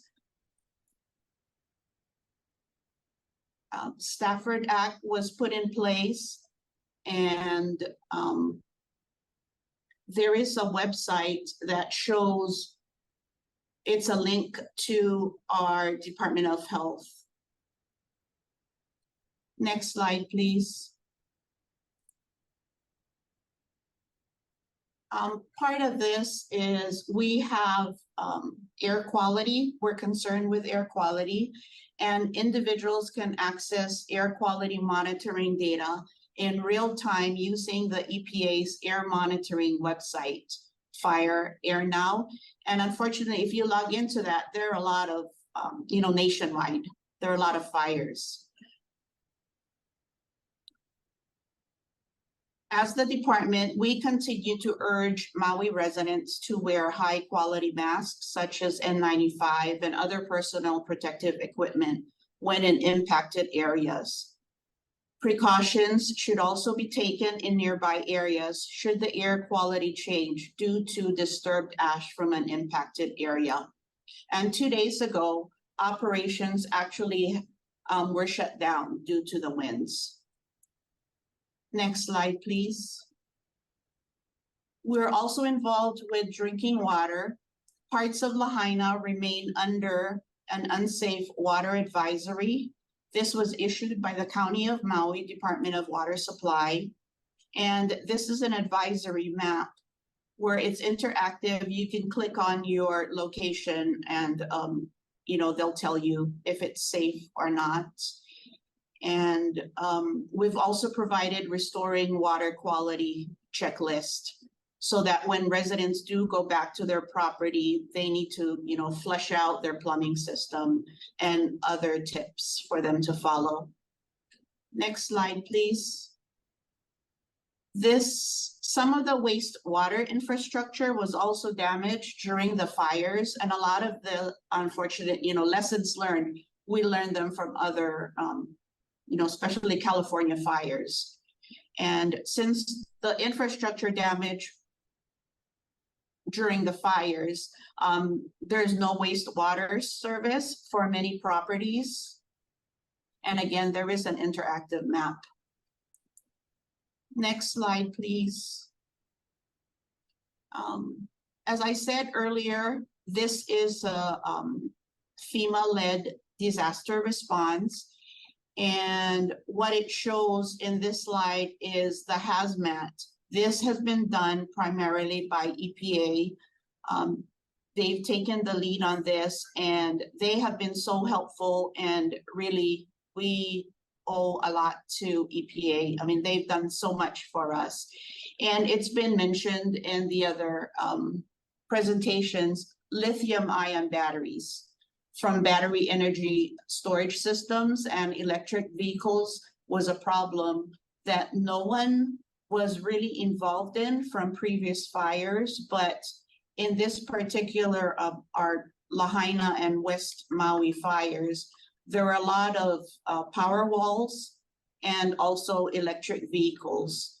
And what's really important about this is no shipping company, because of the fires that we've seen from vessels, transporting damaged, defective, or recalled batteries, shipping companies won't do it. So unless the batteries have been de-energized, then they will be accepted for shipment for either recycling or disposal. So the Maui wildfire disaster response, the hazmat is being done by EPA. And then what happens is there is a re-entry where the residents are allowed to go to their properties and see if there's anything that they want, or it's a closure, you know, just to see their property that they haven't seen since they had to evacuate. After that, then they would have to enroll in a,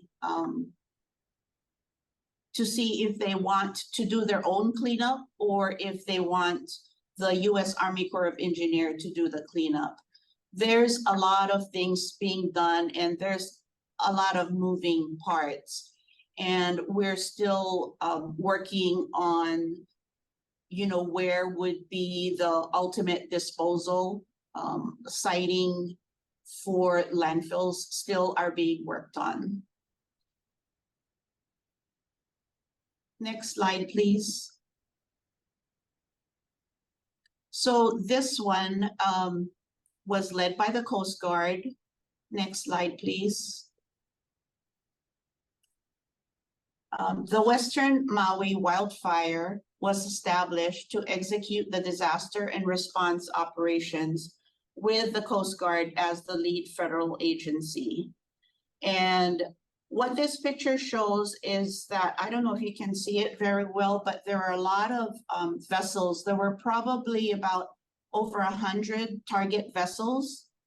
And there were maybe 3 or 4 vessels were stacked on top of the other burned vessels. Next slide, please. And compared with the earlier picture, you know, one can see that the vessels had been removed. The marine debris had been removed. And as of November, actually yesterday, there are approximately 113 vessels located. And the ones on the left side, those vessels, you know, fortunately, they were able to, there was no damage done to them, so they are free to leave the harbor. But for those that have chosen to still stay there, they are welcome to, as the Coast Guard is working around the harbor. Next slide, please. This shows one of the vessels that was burnt. Next slide, please. Floats were used to assist in floating the submerged vessels.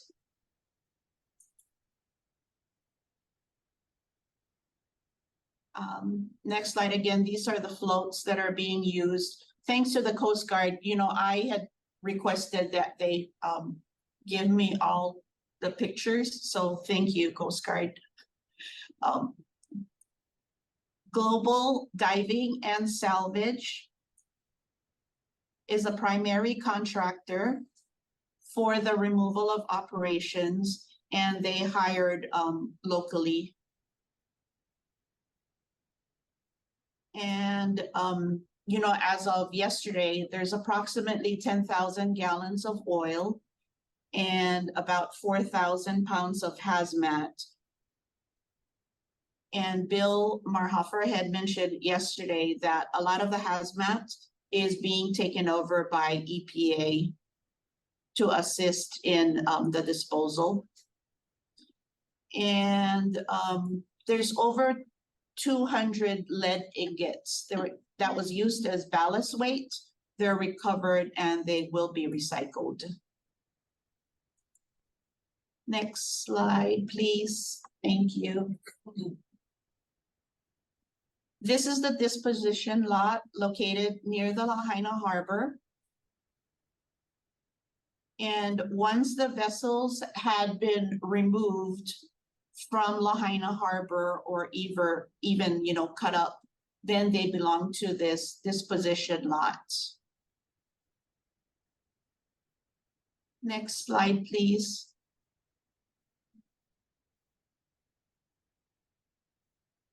That is the disposition lot that is being filled. And I think the other slide also shows it, another viewpoint of the disposition lot.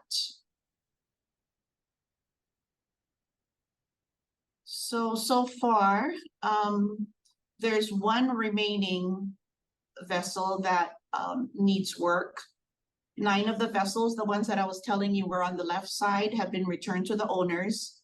And 86 vessels had been transferred to the disposition lot, with 54 of them adjudicated.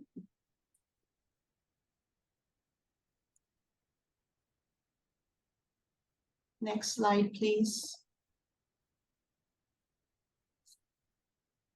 That's another picture of the disposition lot. Next slide, please. And I think that's all that I have. Thank you so much. Are there any questions? Any questions for Liz? There's one comment online, again from Bill Marhofer. He says that U.S. Coast Guard is now approaching conclusion of an emergency response support function number 10 mission assignment from FEMA for removing pollutants and burned wrecked vessels from Lahaina Harbor and environs. Coast Guard has removed 89 target vessels to date. Thank you, Bill. Oh, and actually, correction, 95 as of, oh, my apologies, Liz. Oh, that's okay. I just want to correct that number, I guess 95 as of this morning. Oh, great. Thank you. And November 30th, we will have a How Clean is Clean, you know, at Lahaina Harbor to discuss that among the Unified Command members, which are Coast Guard, Department of Health, and Department of Land and Natural Resources. Any questions in the room for Liz? Yeah.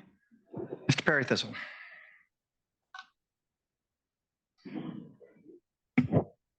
Thank you all for the presentations. Very, very informative. Oh, wait, we still have one. So one to go. I have a question, but it's really for all of you. And it has to do with area contingency planning. As Bill Marhofer mentioned yesterday, the Coast Guard is gone through a rejuvenation or a new architecture, next generation architecture for our area contingency plans in the coastal zone. A lot of outreach was done through Federal Register comments, and those were adjudicated through Coast Guard headquarters. So I just wanted to get a sense from the states, and I'm sorry, Kelli, that it's not, we don't affect your regs, but from the states on what kind of challenges or issues you have seen with kind of transitioning into that new format for our area contingency plans. And I know that here in California, I've heard a lot from OSPR. We've worked a lot with them to kind of figure out where things need to go so that we're not losing any of our parts and pieces for the ACP. But the new architecture goes away from a incident command system structure into a more response friendly structure. So I guess this is the wrong time for that question. Sorry to get ahead of you, Amir. But that is my question. Are there any challenges, anything you can share with me?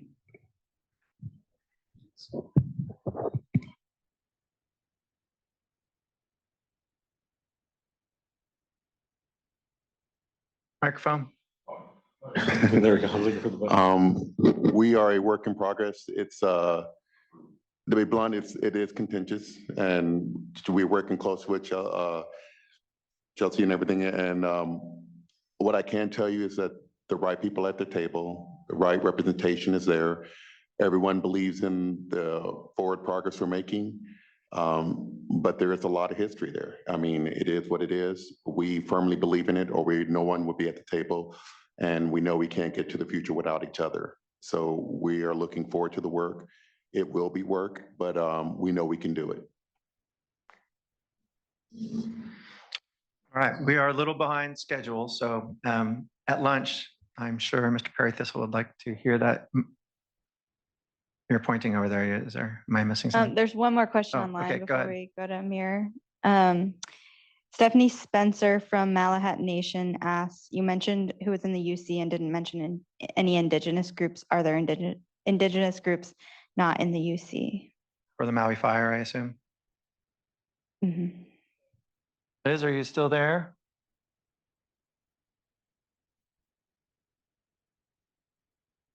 Stephanie, we'll get back to you on that when we reconnect with our Hawaii colleagues. I saw that on one of her slides, it said that there were cultural monitors that would be on site all the time. So I was thinking that that would be an indigenous component of the unified commander, or at least as part of the response structure. Thanks, Kelly. I know that, as Liz mentioned, the cultural resource factor, the heart, as well as the history, is a major part of that response and what's going on. I read a really compelling article the other day about non-native grasslands at the cause of the fire from long abandoned and unmanaged sugar plantations as a significant contribution, which goes back to Western. I won't go farther, but it goes back to how the politics of Hawaii have evolved over the last few decades. And so, Liz, go ahead. Hi. Yes, we do have cultural and historical monitors. And what's really good about this response is every day at 7 a.m. with EPA, we have a pule or a prayer. We started off with a prayer and end the day with a prayer. Over. Thank you. That's great. Thank you. Okay, we're going to move on, and Amir, don't feel rushed at all. We're going to just go into the lunch a bit here, and then we have some latitude in the schedule associated with the awards part of the program that comes up next. So we may push our lunch out a little bit further, and probably we'll ask everybody to come on back, bring your lunch here rather than eating out, so that we can get back started when the time comes. But we will give you that afterwards. So Amir Sharifi serves as OSPR's Assistant Deputy Administrator, is responsible for overseeing prevention, financial and administrative services, public outreach, and regulation operations. His team is responsible for providing myriad services that support OSPR's mission in protecting California's resources. He holds a Bachelor of Science degree in Managerial Economics from the University of California at Davis and is an avid fisherman. Mr. Sharifi, take it away. Thank you, Greg, and good afternoon, everyone. Nothing like being the guy that's going to hold everybody up for lunch, huh? Yeah. All right. So let's go ahead and get right into it then. How about that? Let's go next slide, please. So background is the Office of Spill Prevention and Response was established by Lemper & Keen, Eastern Oil Spill Prevention and Response Act of 1990. I don't quite remember that, but it was largely stemmed from the American Trader incident in Southern California, which helped started the Lemper & Keen Sea Strain Act. OSPR is comprised of prevention, preparedness, response, or OSPR's mission is to prevention, preparedness, response, and restoration for oil spills into state waters. That's marine, coastal, and also inland as well. That was kind of our OSPR's authority expanded in 2014 to include inland waters as well too. OSPR has approximately 200 staff in offices throughout California. And most recently, our regulatory expansion includes renewable fuels through Assembly Bill 148. That was back in 2021 now. Yeah. So renewable fuels, and we'll talk about that in some subsequent slides as well. Next slide, please. All right, so this org chart I'm sharing with you all today, we had a little discussion of OSPR's structure yesterday at our executive committee meeting, and this is a good opportunity to kind of highlight, you know, the diversity of OSPR. We have a lot of staff in a lot of different classifications, and their workload is very unique. Even the way that we approach spills, I like to talk about how even the way we respond to spills. We have spill response teams that include an environmental scientist, an oil spill oil spill prevention specialists and a law enforcement officer. So we try to attack spills in all aspects and responding as comprehensive as possible. That's what makes OSPR really unique, I think, about our program. So I will do my best to zoom in to this really quick for everybody.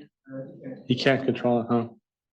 That's okay. So, okay. So this kind of, again, illustrates OSPR's 200 staff. We have, starting on our left, we have environmental response. We have a laboratory program, natural damage and resource assessment, applied response technology, which is Greg.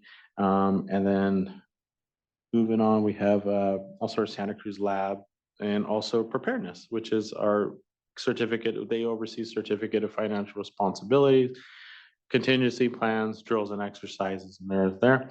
Somewhere on the left side. And then there's me on the right. Preparedness, you see right there, I have prevention. I oversee our oil spill prevention specialist staff, public relations, public information office, liaison officer, as well as our newly created position as a tribal liaison officer. And I'll talk about that a little bit as well. Finance and administration, OSPR has our own IT program. We have our own legal branch as well. And also we have our own law enforcement branch, which comprises of our wildlife officers as well. The other thing I wanted to kind of point out here is kind of something new that I don't know if I discussed last year, but so, and after responding to our last recent large event, which is our Huntington Beach pipeline P00547 spill, we sought the need of additional classifications, which include a full-time liaison officer, an additional drills and exercises coordinator, a fisheries closure person, as well as a wildlife coordinator position. I know one of our members in the audience had asked about, wildlife operations, and I was thinking about, the operations that this person is going to, including wildlife hazing and taking other steps to mitigate wildlife impacts during the spill. So OSPR was successful in obtaining permanent funding for those 4 positions. So very, very happy to report that to everybody. So, and of course, I know it's kind of hard to see, but if anybody has questions later on, please don't hesitate to reach out, talk a little bit about OSPR's organizational structure. So next slide, please. Okay, some readiness highlights. Talk a little about technology and modernization. OSPR was awarded and approved a budget change proposal for this fiscal year, which included the ability or funding to purchase new safety communications equipment. And we also are using that money to purchase 2 drones to help that'll include, and they believe have remote sensing capabilities, right, Greg? So it'll help us respond more efficiently and effectively to spills. Not included in that, but we're also working on modernizing certain databases. We have our liaison database that we're creating. So there's our new application, and we could talk a little bit about that too. Greg's team is working on that as well. And then also for, let's see, and our lab equipment, we have new lab equipment that we're purchasing for our Rancho Cordova lab. New response positions, as kind of mentioned, we received several positions: a wildlife coordinator, fisheries closure person, as well as our liaison officer. And most recently, we added another position, which is a tribal liaison that reports to me. That is Cindy Murphy. Her roles and responsibility include coordinating with our tribal or cultural historic property specialists and cultural monitors at spill response sites, and also working as liaison between California's tribes and other entities like the Native American Heritage Commission. So very excited to have her on board, and looking forward to addressing the need for that position. New internal justice, diversity, equity, inclusion work group launched within OSPR. So OSPR staff members are heading that program, and they are meeting monthly and addressing any what we call JEDI needs: justice, inclusion, equity, diversity, and inclusion. There we go. I was kind of swapped on the slide a little. And then lastly, spill response, incident command structure, qualifications program refresh. Our training office is working on modernizing task books, revamping and including new training and exercises, different ICS courses, EROS, and offering that to our staff. And also they're tracking that history, and they've taken, talked a little about modernizing as well for our training program. They've taken what we're essentially documenting on paper and moving into our Learn system. So it's now electronically tracked. So it definitely helps for record keeping as well. Next slide, please. All right, so drills and exercise program. And as mentioned before, we did add another staff member to our drills and exercise program, so we're very excited about that. Our drills and exercise program promotes response readiness of vessel and facility plan holders by engaging in the design, development, and evaluation of plan holder exercises. Total drills and exercises as of from April to September 2023 of 134. Total equipment deployment drills, 29, total tabletop exercises, 104, and total Cal Trivex was 1. That's a California Triennial Vessel Exercise. So that's what Cal Trivex stands for. Next slide, please. And recently in October, from the 11th to the 12th, OSPR held a large Trivex exercise with Chevron Shipping. There were over 300 attendees, including over 60 OSPR staff members. As noted, many OSPR staff members functioned and played significant roles in this. And also we had a tribal representatives visit as well from the Native American Heritage Commission, as well as several others from the Native community. But I just kind of also want to talk a little about, how important Trivexes are to OSPR, because we also utilize this as an opportunity to test our own readiness and to train staff, especially new staff. This is as close as they're going to get to real life experience in responding to oil spills. And these are very complex programs. And so big thank you to our drills and exercises program for being able to coordinate these efforts. And this is just a great opportunity. Every time I go to these events, I learn a ton. And so I think I see some of the federal partners that were there as well too. So good afternoon again. Next slide, please. So oil spill response organizations, spill management teams, oil spill response organizations, spill management teams are rated or certified according to regulatory performance standards and capabilities. Spill management teams, OSPR issued 46 plan holder SMT certifications representing 131 facilities and over 1,300 vessel plans plus 17 external certifications. For oil spill response organizations, OSPR issued reviewed 9 marine and 27 inland rated oil spill response organizations. So next slide, please. Okay, actually, could you advance it one more as well too? We'll just kind of cover the entire slide. There we go. Okay. So talking a little bit about our liaison program, this is a position that we were able to secure funding for and hire for that position. Many of you may have worked with Jenna Driscoll before. She's in that position serving as OSPR's primary liaison officer. So as you can see during spill response, the primary responsibility of the liaison officer is to keep stakeholders informed. That's through briefings for elected officials, agency staff, tribal members, non-governmental organizations, the fishing community, et cetera. They primarily communicate via email liaison updates. They hold VIP tours at the incident command site. Again, tribal coordination, working with tribes and then addressing maybe if there's any cultural needs there. And then also scientific access requests as well too. Like during our pipeline incident, there was a lot of questions that came up, like what is a tar ball? What is comprised within a tar ball? And so it's very important to have a scientific member staff that position. And the normal day-to-day operations for the liaison operation include maintaining relationship and readiness. Jenna attends meetings to maintain relationships, participates in drill participations with our drills and exercise unit, holds internal quarterly training. The liaison officer not only serves as our primary, but also trains assistant liaison officers. So we have a well-staffed support team in the event we need to cycle folks out during that response period.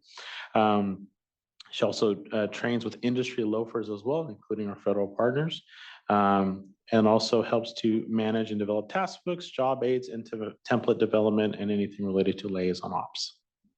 Next slide, please. Okay, some recent significant changes to OSPR regulations. There is an effort to harmonize our drills and exercise regulations. This was effective on January 1, 2023. So when OSPR moved inland in 2014, we also OSPR developed inland regulations. And so the effort of this, the goal of this was to essentially consolidate these regulations into one area. So if one of our industry partners or whoever is looking for this information, they could easily find it.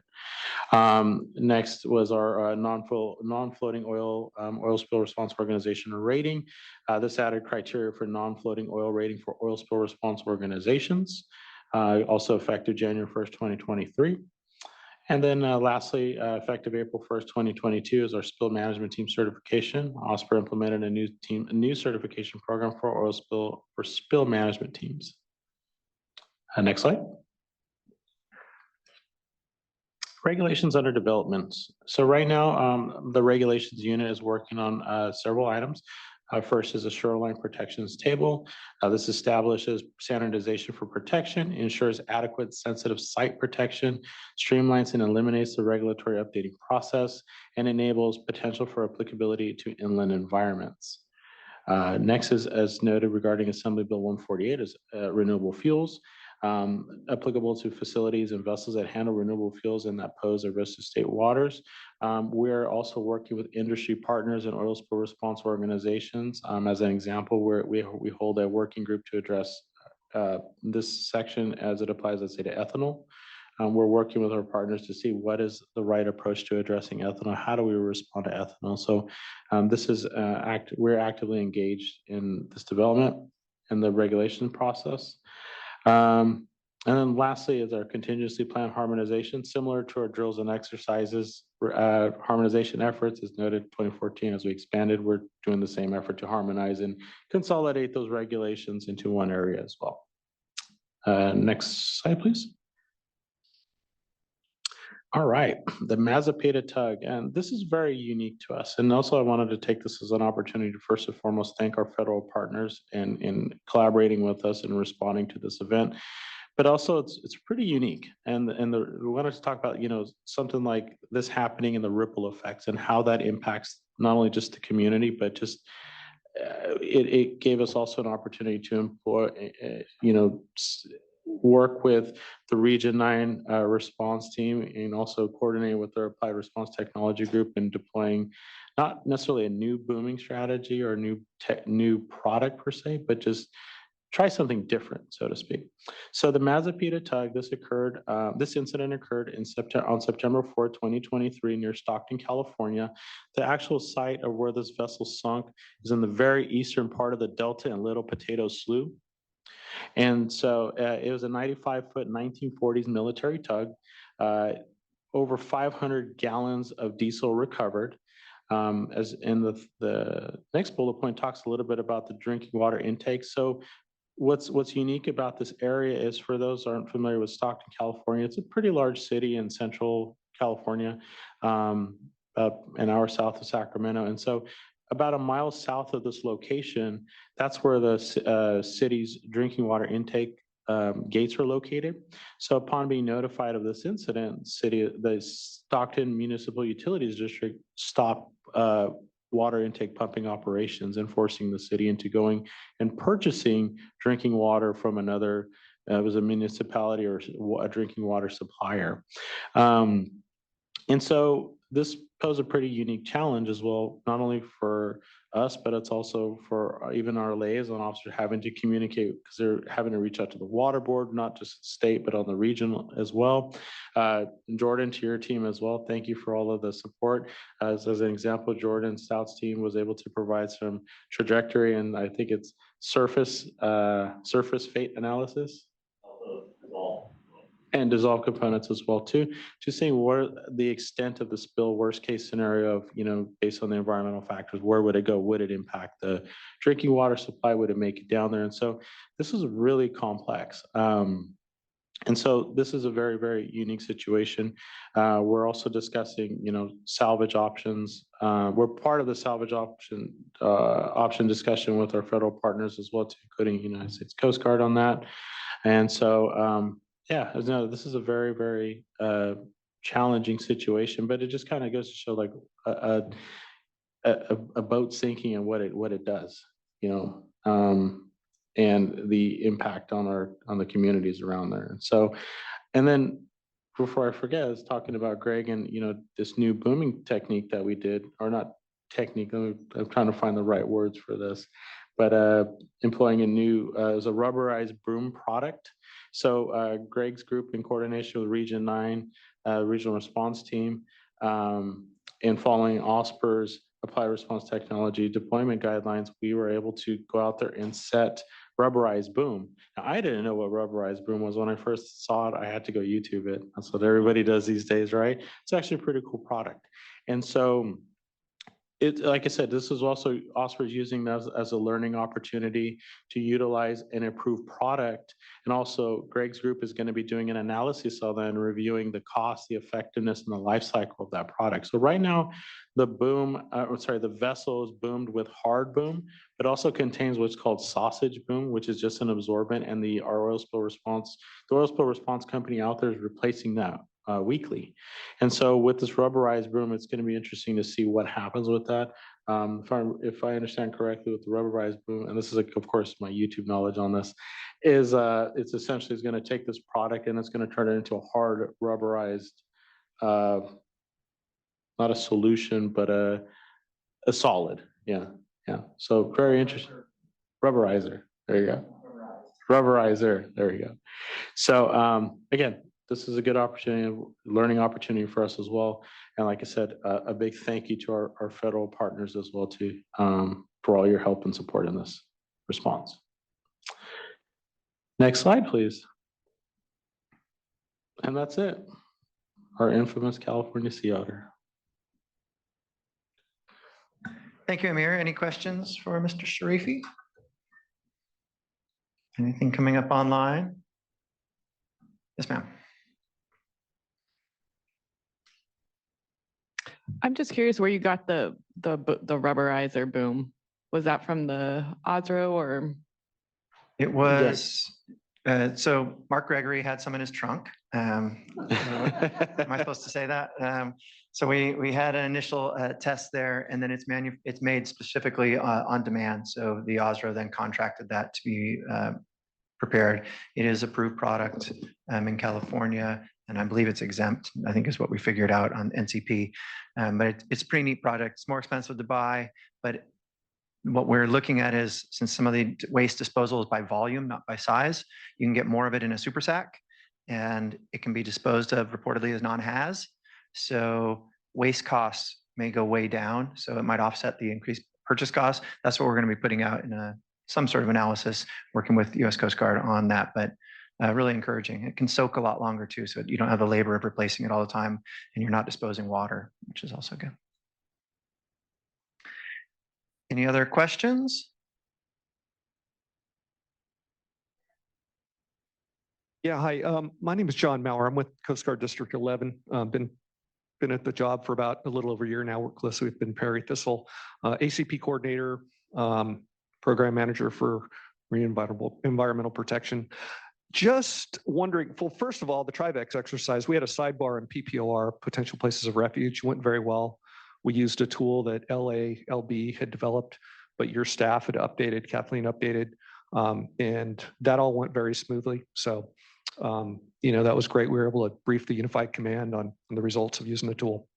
But I'm wondering, I've heard about regulated objectives that the state now has for exercises. I was wondering if you could speak to that briefly. So I will probably defer that to Julie, if that's okay, because it's within drills and exercises. I'm not. Did you say regulated objectives? Well, we've always had regulated exercise objectives. I'm not sure. Oh. So.